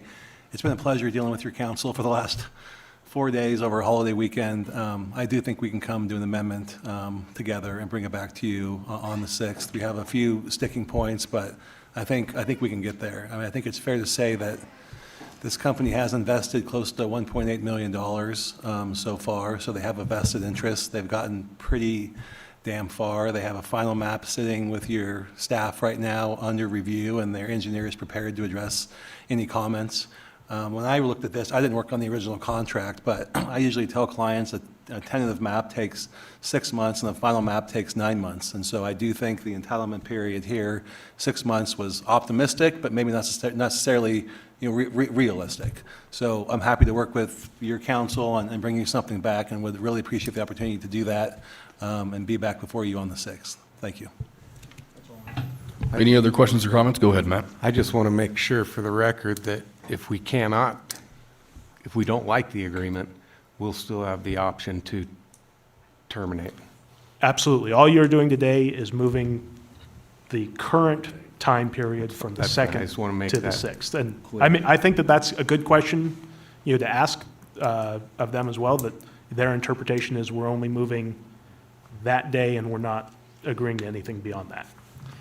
I guess I'd like to ask the question, Mr. Hyde, is there anything else we can be doing, that would, we urge you not to terminate, and if you're leaning that way, what else should we be doing? Well, I don't have an amended agreement in front of me, so I can't really speak to that. If I may, Mr. Chairman. Go ahead. I think that if I heard your question correctly, is if we agree to extend to the 6th, we're only extending the extension period, and all other rights and terms under the agreement, including whatever termination rights or default rights you think you may or may not have, would not go away by virtue of this extension. We're just extending May 2nd to May 6th. Everything else in the agreement stays as is. Yes, only one clarification, March 2nd to March 6th. Oh, Not May, March. Oh, December 6th? No, further. No, I apologize. For the record, it is a March 6th. Okay, any other questions or comments from board or staff? Go ahead. Oh, my only one was, are you guys willing to, I heard it from you, but are you guys, Vertex themselves, willing to work with the county on these amendments? And it might not be perfect, it might not be what you want, but are you willing to Yes. do that? Yeah, Okay. to be unbelievably clear, it seems like we had a couple points that, we can get into on the 6th, but our intention is to move forward, and we want to work with you however we have to do that to get there. We are fully invested in this, so, Okay. yeah, and so, I'm hoping, we come up with some solution on the 6th, even if we have to talk through the impasse that I foresee now, we want to get there. How do we do that?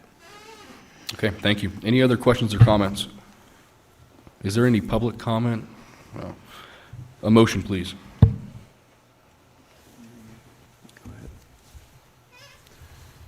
Mr. Chairman, I make a motion to extend the extension from March the 2nd to March the 6th of 2025 for item K. I'll second. It's been moved and seconded. All those in favor, please say aye. Aye. Aye. Aye, motion carries. Thank you guys for your time. Thank you, gentlemen. Thank you very much. See you in a few weeks. Thank you. Get back here. We'll jump back to 7G, consideration and possible action. Yeah, that's right. 7G, consideration and possible action, approval of a cooperative. agreement between the Elks Lodge of Fallon, Nevada, number 2239, and Churchill County, Nevada. I think Randy will take this one. Yes, sir. Randy Hines, Churchill County Public Works Planning and Building. At our last Board of County Commissioners, it was requested that we come up with a cost estimate for the proposed improvements of the parking lot that we're working on this agreement with. Before I get into that cost estimate, we took some pictures. This is kind of as the parking lot sits now. As you can see, it's gravel. This is kind of the way we're planning on doing the parking. Unfortunately, as it sits today, without any striping or anything, it can get a little askew, if you will. So just keep that in mind. If we can go to the next picture. So this is the portion that the county owns now. And then this is the portion where we're looking at the Elks portion there in the back. So just kind of give you an idea of how it sits today. And that property line runs which way? The property line where the wood and the metal building are, it basically runs straight north and then over to the east. So if you can go to the exhibit, Pam. Nope, the other one. That's the NV Energy. Oh, jeez. I got myself. That's okay. There you go. So this is kind of a conceptual layout that I had put together. There's really nothing in stone as far as any improvements that need to be done because there's some drainage considerations and stuff. But this is the layout that we kind of came up with. So as you can see, the north-south parcel where most of the parking spots are on the east side next to the alley, that's the county property, right? That's what we had bought toward the building down. The two properties to the west with the 8 parking spots, 3 to the south side of the Elks Lodge, and then the 5 on the south side closer to D&D. That would be the additional parking on the Elks property that we're looking to add to our parking lot that we can use during the day. So just kind of wanted to give you an idea of what that would look like. If you guys approve that and we get into doing some design, it'll definitely be a lot different than what it is. It'd be more, actually what we want to put in. So with that being said, did you guys have any questions on that? Anyone have any questions? No? Go ahead. Okay. Go to the cost estimate. There you go. I don't know if you can see that, but so talk to an engineering firm in town, and we got some numbers for some design services, and that's kind of what's on the top portion of this. We've got a geotechnical investigation, civil improvement plans, drainage memo, and tech specs, because we feel that this is going to be over 100,000. It is over 100,000, so we'll have to go out to bid, and then construction material testing. So that's kind of engineering, design, and construction services, and that comes out to about $50,000. With that, then we get into the project cost. So again, I think I've covered everything in here just based on how I would design it, I guess. But this includes mow, grading, install the drainage infrastructure, valley gutter, because I think we're going to have valley gutter because we can't drain the parking lot into city streets, so we have to maintain our drainage on site. Asphalt pavement, striping, wheel stops.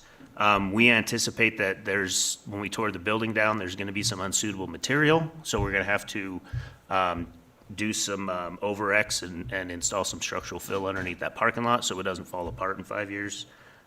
We've got some bollards to protect that transformer, and then a contingency fund in there. So that comes out to about $160,000.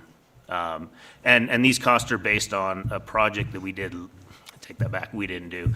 It was a project that was constructed last year at the bus yard for Churchill County the Churchill County School District. So these are pretty recent prices. So that's where we got those prices from. So with that, the subtotal for the construction is about $160,000, and then if you add the engineering fees, you're about $211,000. So with that, I can ask or answer any questions you have. Any questions or comments from board or staff?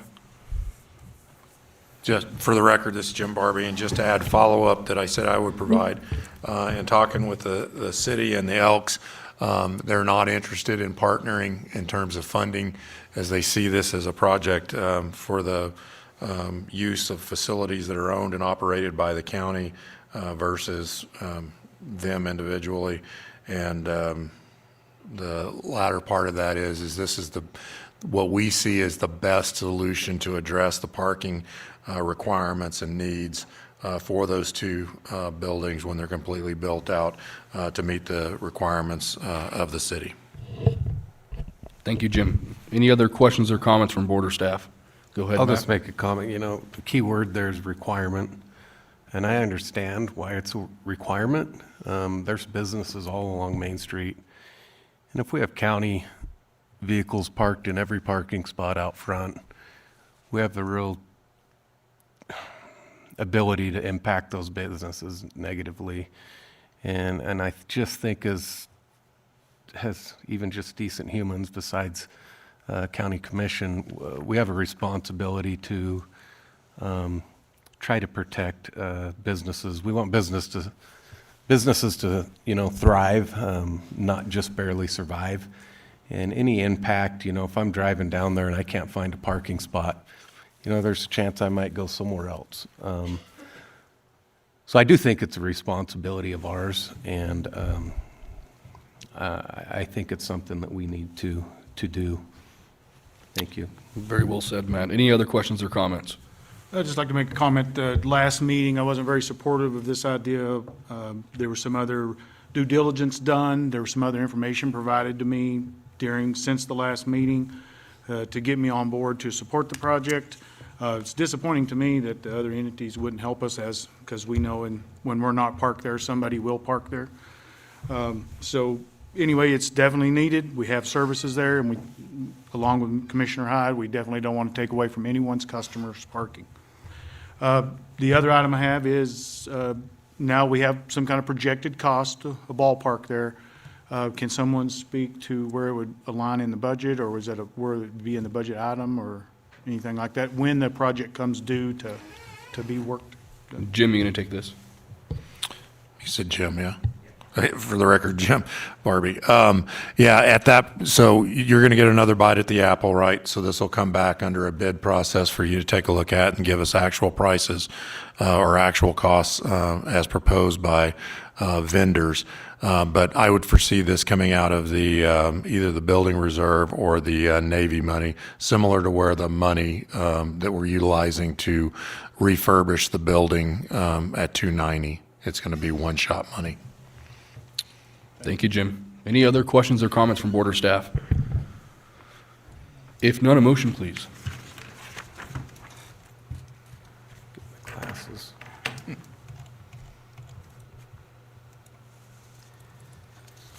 Mr. Chair, I move to approve the cooperative agreement between the Elks Lodge of Fallon, Nevada, number 2239, and Churchill County for the parking. Second. It's been moved and seconded. All those in favor, please say aye. Aye. Aye. Aye. Motion carries. Thank you, Randy. 7H, consideration of possible action, ratification of agreement between the State of Nevada Department of Business and Industry, Nevada Housing Division, and Churchill County Social Services in the amount of $6,282.67 to assist with qualified program activities from the Welfare Set Aside Grant. Shannon? Good afternoon, Mr. Chair and members of the board. For the record, Shannon Ernst, Churchill County Social Services. So annually, we apply for this fund, and it's called the Welfare Set-Aside Fund. It is funding that comes from the real estate transfer tax to the state.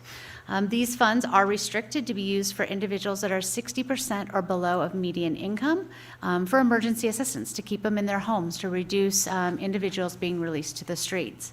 Kind of disappointing, because usually we'd get $13,000, $14,000, and with how the real estate market is, I thought we would be getting more. They did change their formulas. It is not based on a percentage across to allocate to the state anymore. They just decide what the need is, and they allocate how they desire. So a little different than in the past years. But anyhow, we did receive the $6,200, and I'm asking for the ratification today so we can utilize these funds. Thank you, Shannon. Any questions or comments from board or staff? Go ahead. Ms. Ernst, you spoke that in the past we received more money than we've received this year. So we don't commit services until you know how much money we're getting, I guess. So we have there's no other money going to be spent for that, this portion of the So we project. do, within our social services budget, we do have our grants to needy budget that offsets, plus we have about 5 other grants. So this one was not allocated. We do not expend those funds until it is obtained. I understand, but like, since we didn't get as much as we have in the past, the county doesn't have to bring any more money to help with that, whatever the grant, right? No, I won't be overexpending our social services budget of grants to Okay, needy. thank you. Any other questions? If none, a motion, please. Mr. Chairman, I make a motion to accept and ratify the agreement as been presented by Ms. Ernst. Well, second. It's been moved and seconded. All those in favor, please say aye. Aye. Aye, motion carries. Move on to 7I, consideration of possible action, ratification of agreement between Churchill County Social Services and the State of Nevada Department of Health and Human Services, Division of Public and Behavioral Health, in the amount of $21,700 to support the contract with Winged Wolf Innovations Incorporated on behalf of the Rural Nevada Continuum of Care Coordination. Shannon? Again, for the record, Shannon Ernst, Churchill County Social Services. Back in 2003, there was a change with the Rural Nevada Continuum of Care and where the contract went.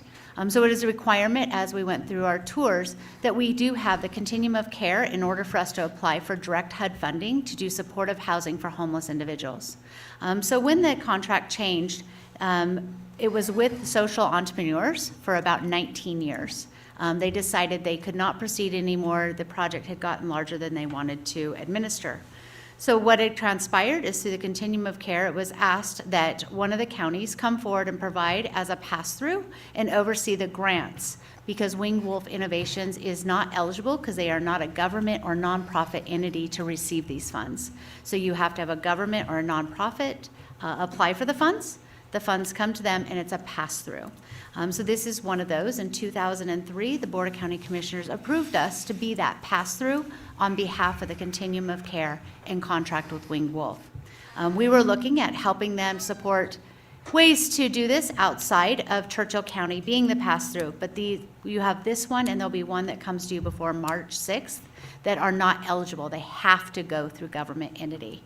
So I'm asking today that you ratify this agreement, and then we also approve the contract for me to sign with Winged Wolf Innovations.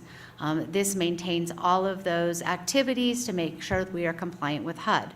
Additionally, these funds here before you are effective. It's retroactive to January 1, 2025. I'll be honest, just like the welfare set-aside, these should have been released in July, and the Housing Division is just getting these out. DPBH is still getting these out. They're a little behind, more and more since 2020. So this one is retro back to January 1 of 2025. If there's any questions, I can answer. Any questions or comments for Shannon? And Mr. Chair, I did say I would mention it. Obviously, there is a disclaimer here that Shannon's daughter, Jordan Ernst, works for Winged Wolf Consulting. I have reviewed that. I have reviewed this contract. In this case, Jordan Ernst has no financial or controlling interest in Winged Wolf Consulting and receives no additional pecuniary benefit due to this agreement. This agreement is considerably the same as it was before she started working there, and so I do not see any conflict in the board's approval. Thank you, Joe. Any questions from board or staff? If none, a motion, please.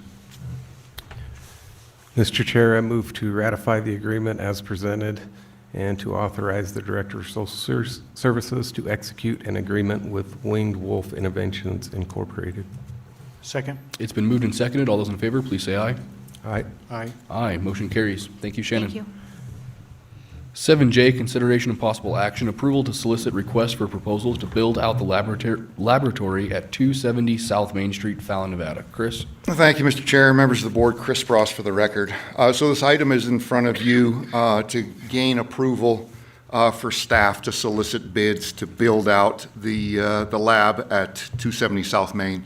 The lab currently sits at the annex next door to us. Since Social Services has vacated that property and Central Nevada Health District will at some time as well, staff felt it was necessary to move that lab. When we first looked at the lab, we really did not know what we wanted or needed. We got together with Social Services and lab staff to kind of determine what was going to be required. And then Mr. Hines drafted a plan to see what it looked like. There are certain criteria that's required as to how you take projects out to bid. It's typically through NRS 338, and it is criteria based on dollar value. Now, as we had no idea what the dollar value was going to be, we didn't know how we were going to be able to take this out to bid. So we consulted with several local contractors to kind of explain what we wanted, what we needed, and to get a ballpark idea as to what the costs were going to be. When we went through that process, it was determined that the cost was going to exceed $100,000, and that threshold is at $100,000, it has to be taken out. For a public bid opening, you need to get a public works project number, and that's all part of this process. When we consulted with staff consulted with the contractors, we basically made sure all the criteria was covered. So we made sure that demolition was covered, electrical, plumbing, HVAC, flooring, the carpentry, sheetrock, tape texture, paint, that sort of thing. Based on that information, staff put together a cost estimate. That cost estimate came out at $233,171. That cost estimate does include a dollar value for certified wages. When a project exceeds $100,000, certified wages need to be paid. When we consulted with these contractors, obviously the prices they gave us did not include any of that, so we felt it prudent to make sure that that was represented when we present this price. And we also included a 20% contingency. Every time you work in an old building, you end up with all sorts of things that you don't expect. Back in February of 2024, Churchill County Social Services was awarded a $388,000 grant, a 3-year grant, which expires on the November 2027. And this grant was in part to be used for the relocation of the lab. Currently, as it sits, there is approximately $40,500 of that grant that is eligible to assist in the payment of this. So right now, based on a staff estimate, that leaves a balance for the county of about a little over $192,000. Now, that's an arbitrary number because this is all based on what staff considers the cost of this to be. We won't really know what that might be until we receive the bids. That being said, social services staff is always continually looking at what other grants may be eligible to help assist in paying for this. And so we will continue to do that while we go through the process of taking this out to bid and requesting the proposals. This is not the last time you're going to see this. Obviously, I'm just asking right now to be able to go out to bid and get some hard dollar numbers for you to be able to take action on at a future date. And so you will be able to have another bite at the apple, so to speak. But I wanted to make sure that, that the county commissioners gave us the authority to actually go out and request these bids and that you're aware of what we're trying to do with the project. And with that, I will be happy to answer any questions that you have. Thank you, Chris. Any questions or comments from board or staff? Go ahead, Matt. Would it possible when we get these bids back, if we had an idea of what kind of grant dollars that would pay for this? So when we come, during the process of obtaining the PWP number from the Labor Commissioner, taking this out to bid, it has to be advertised for at least 3 weeks. So this is a 2-month process before we even get the bids back. During that 2-month process, staff will be working with social services to see what might be there. So when we come back to you, we can say, this is what the price came in at. Here's the $40,500 from this grant, and we found another 70 between these 3 grants. So the county will then be obligated to pick up the balance of X amount of dollars. That's the idea. Answered my question perfectly. Thank you. Mr. Chairman? Go ahead. Just an additional comment. Just for frame of reference of the value and this coming from me and my experience here during this process, the value of this lab. When we were in the midst of COVID and we had restrictions placed on folks individually quarantined simply because of signs of COVID, The biggest bottleneck we had was the ability to test here locally, get those results back in a meaningful amount of time so that folks were not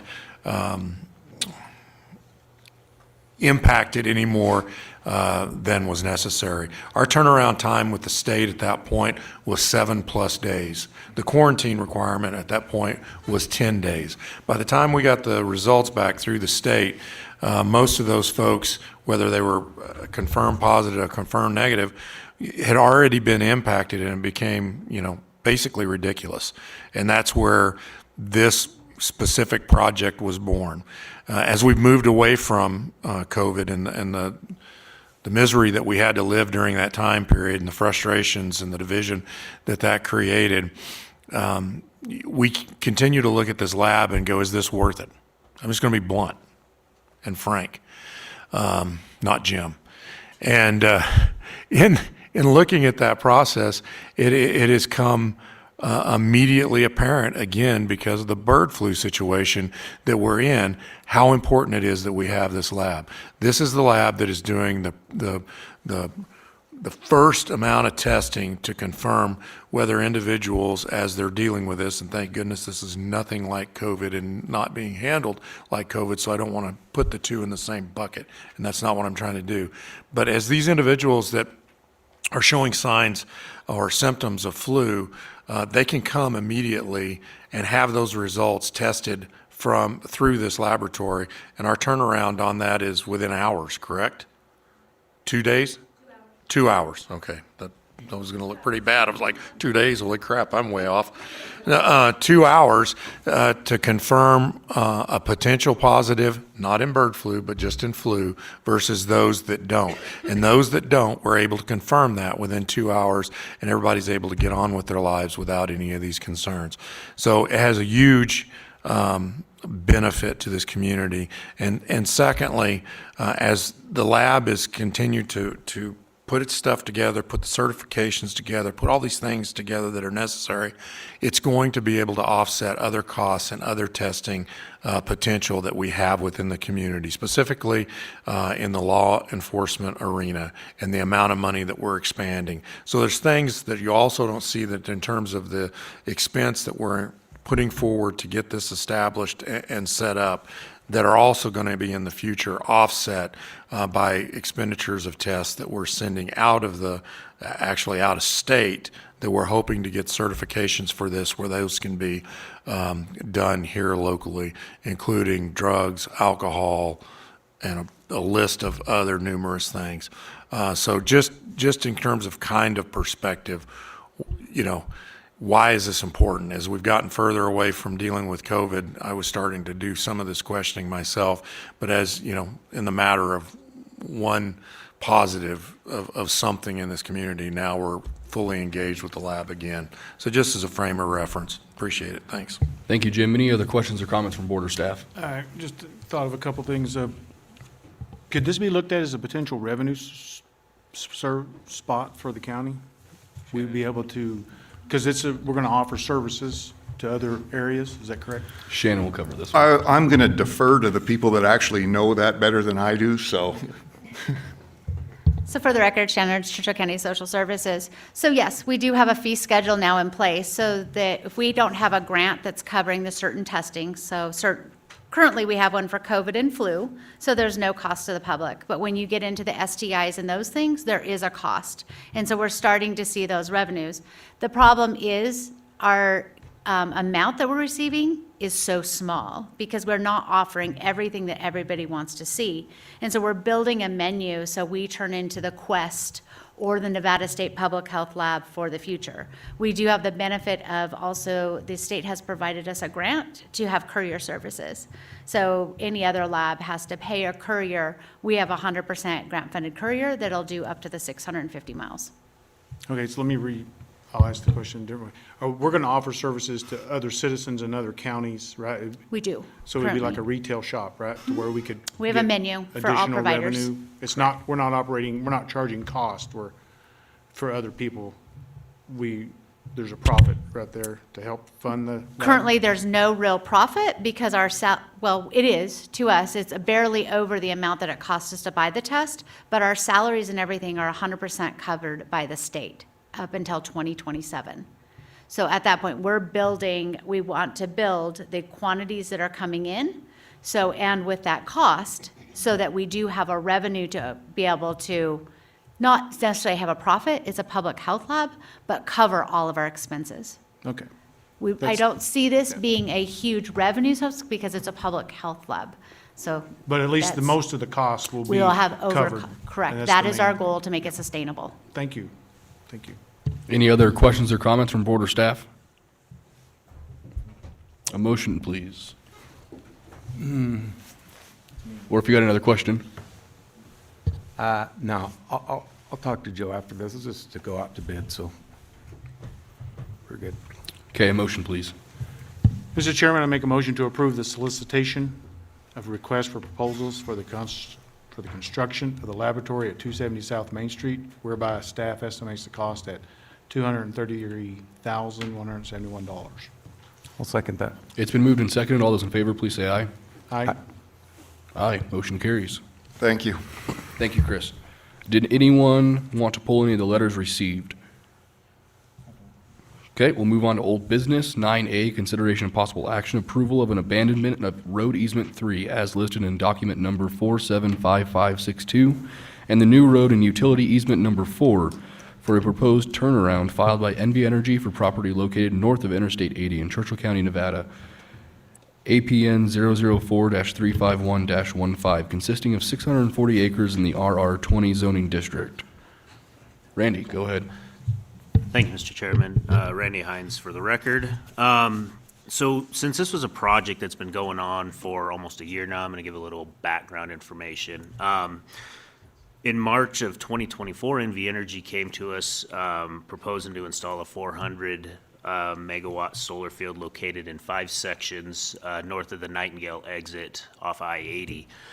These are you can see in this exhibit, there's 4.5 sections. The 5th section is the southeast section off of that bottom section there. So in April of 2024, the Planning Commission reviewed the applications for the road abandonments and the new roads and recommended approval to the board. On May 2024, this board approved the road abandonments of the new roads and this is the exhibit that came along with that. In July of 2024, the Planning Commission reviewed the major special use permit for the construction of the 400 megawatt solar field project. Then they approved that on that day. BOR, since then, BOR is finally approved on February 11th, the corner crossings that were required for the new roads. And the PUCN actually approved the construction within those easements actually yesterday. So NV Energy actually has now all of their requirements to now proceed with the road abandonments. We're asking for Road 3 today, which is on the bottom section that dead ends there, because it really doesn't include any new roads. It's just the turnaround at the bottom. And they'd like to get this approved because they're ready to start installing the solar field, the actual solar panels themselves. And their construction goes from southeast and around, I guess, clockwise through those sections. So right now they're butting up against this road, so they're asking to get it abandoned. They do have all the documents. I think we've got them in-house for the remainder 7 road abandonments and the new roads. Those will be getting presented at the March 6th meeting, so we can close this thing up. So again, it's just so they can continue construction without any delays. That's why we're asking for the Road 3 abandonment today. Thank you, Randy. Did you take care of Tony Summer that came in here, that had public comment at the beginning of the meeting? Yes. Okay, Yes. perfect, thank you. Any questions or comments from board or staff? Mr. Chairman, I just had a clarifying question. So to understand, there was a point here a couple of weeks ago where we were afraid that BOR was going to be held up in being able to be responsive to permits and requests. It appears like that's not the case. This would be evidence of that not being the case, correct? Correct. Thank you. That was the answer I was looking for. Any other questions or comments from board or staff? If none, a motion, please. Mr. Chair, I move to approve the abandonment of Road 3 as listed in document number 475562 and the new road and utility easement number 4 for a proposed turnaround located within APN 004-351-15. Second. It's been moved and seconded. All those in favor, please say aye. Aye. Aye. Aye, motion carries. Thank you, Randy. Thank you. Consent items, if everyone's okay with that, I'd entertain a motion to approve that as submitted. Mr. Chairman, make a motion to approve the consent agenda as presented. Second. It's been moved and seconded. All those in favor, please say aye. Aye. Aye. Aye, motion carries. Does anyone have anything they want to consider for a future agenda item? Okay, we'll move on to commissioner and staff reports. We'll start with you, Matt. I would just like to report on one big event that I attended at the 3C. We set records for attendance for the state wrestling tournament. I'm anxious to see, and the Bulls, or, yeah. What'd you say? Yeah, for both the wrestling Right, wrestling and the 3C broke records for attendance. So I'm anxious to see our tracking and see what those numbers come into impact, fiscal impact to the community. Everybody thought the event center was amazing, so hopefully we can get something in place for a while. Thank you. Move on to Eric. I also attended the wrestling event, and it was definitely a tremendous success. We had a fire board meeting. The county fire truck that was sold has been shipped to its new owner and received, so no longer our problem.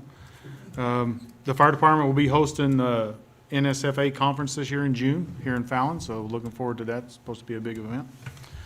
And they received 31 calls of service in the month of January, and as everyone knows, Mitch Young is retiring, and the board has started the process to hire a new fire marshal. Museum board was normal. I attended the Amazon ribbon cutting. County manager, assistant county manager Spross was in attendance also. And then I attended the memorial service for the state senator, Mike McGinnis. That's all I have.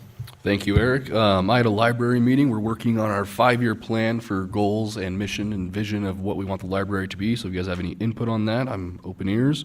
And I also had a Carson Water Sub-Conservancy District meeting. Move over to you, Sherry. Joe?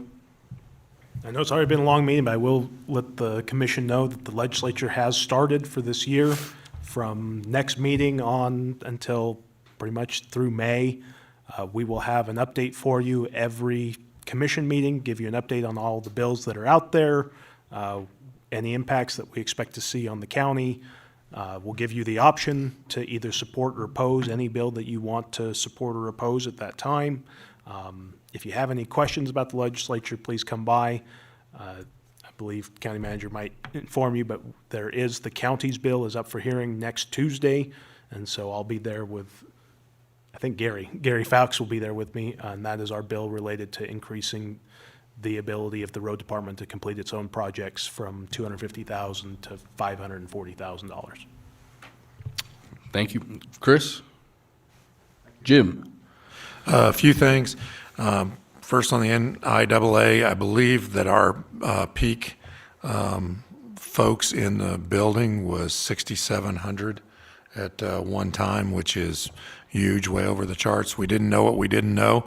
We learned a lot from having that many folks in the building, and so there's some adjustments that we're going to have to make moving forward, but all doable things, but extremely positive. And I will get that information relative to what that economic impact, because I know they've run it through. I don't know it off the top of my head.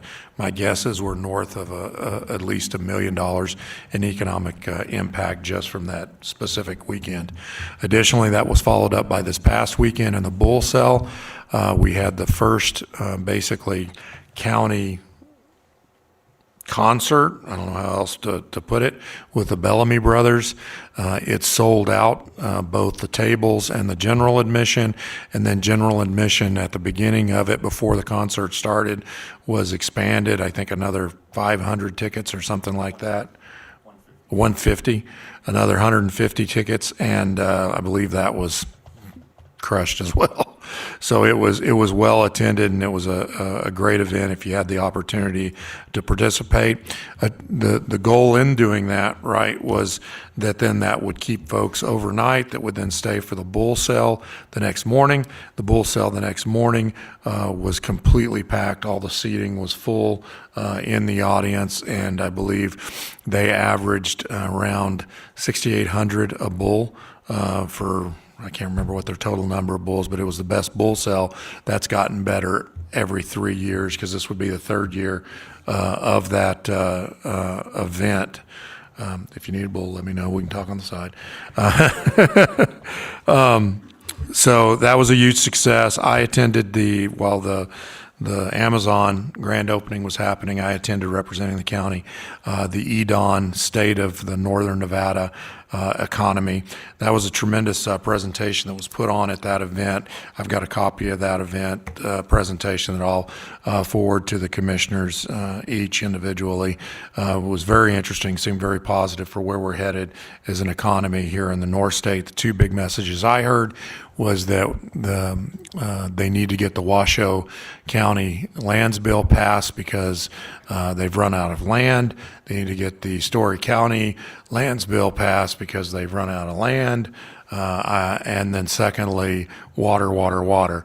I had the opportunity to meet with the director of EDON following that, and kind of went through where the county stands with their lands bill that was approved in December of 2022 as part of the NDAA, and some of those key components that they were clearly unaware of in terms of economic development opportunities that exist in Churchill County. So that was a very positive meeting, and should hopefully bring positive things moving forward.